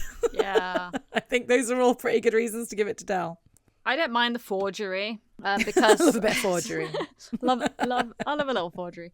In this case, I don't care about the forgery because he already knew the factory had gone up in flames, so he was essentially just trying to steal the dolls, get a little bit of money out of an insurance company, and I don't care about that. But yes, the rest of the episode and his behavior and his decision making, I agree. I think Dell is the plonker, so let's give it to you can't Dell. really give it to anyone else. No. So Dell is Plonker of the Week. You see how easy it is to fool people? Okay, so then we're going to do best line and best moment. So this week, Heather will award best line of the episode, and I will award best moment. So, dude, what have you chosen as your best line of the episode? I mean, there are so many great lines in this episode, but I have to go with the most famous one, the one that always gets played in the clip shows, which is, I told him not to have the mutton vindaloo. Yeah. It's just brilliant. Yeah, it's hilarious. And again, one of those lines that I laugh at every single time I hear it. Yeah. I think it's nice and easy. Pretty indisputable, yeah. And I wrote that the best moment was the explosion, but I actually think the dolls popping up for me is my favorite moment because I love the explosion, but that moment where they're both just approaching the bar and they come in from each side and you've got the bar center screen and just the audience reaction and the bit with Albert and the door. I really think that is the best moment of the episode. I agree with you, but I've got to say, I actually had 4 written down for this. So yeah, I had the dolls popping up and the explosion as 2 of them. I also put the dolls being taken out of the box for the first time because that laugh is like so prolonged and Albert holding it up and the bloody hell. Oh, yeah. And also the dolls going out in their mom's clothes. Yeah. And, good evening. Yes. That's also a hilarious moment. It's going to be very difficult to pick best moment in the longer episodes that are our favorites because I do think there's so many, and in this one really there's several big surprise moments in this episode. Totally which agree. Do tend to be the best ones because it's the reactions. But I really think the pop-up for me is my favorite moment. I guess, again, I agree with you. We're going to call it as well. our favorite rather than the best, and my favorite is the pop-up. Yeah, I agree with you. That's my favorite bit of the episode as well. Okay, so if there's nothing else, then drink up, we're leaving. Okay, so that about wraps it up for this week. Join us in 2 weeks' time when we'll be discussing Series 6, Episode 3, Chain Gang. Until then, I got the troubles and come along. Well, I could really life's a song in Honolulu across the sea, making wakey wacky down in Waikiki. Au revoir, listeners. If you like what you hear and want to contact us, you can email us at longlivehookystreetpodcast@gmail.com. All one word, no spaces. Please like the video and subscribe. You can also find us on Spotify, Apple Podcasts, Pocket Casts, iHeart, Instagram, Facebook, and please use the link in the description for our Buy Me a Coffee. Bonjour.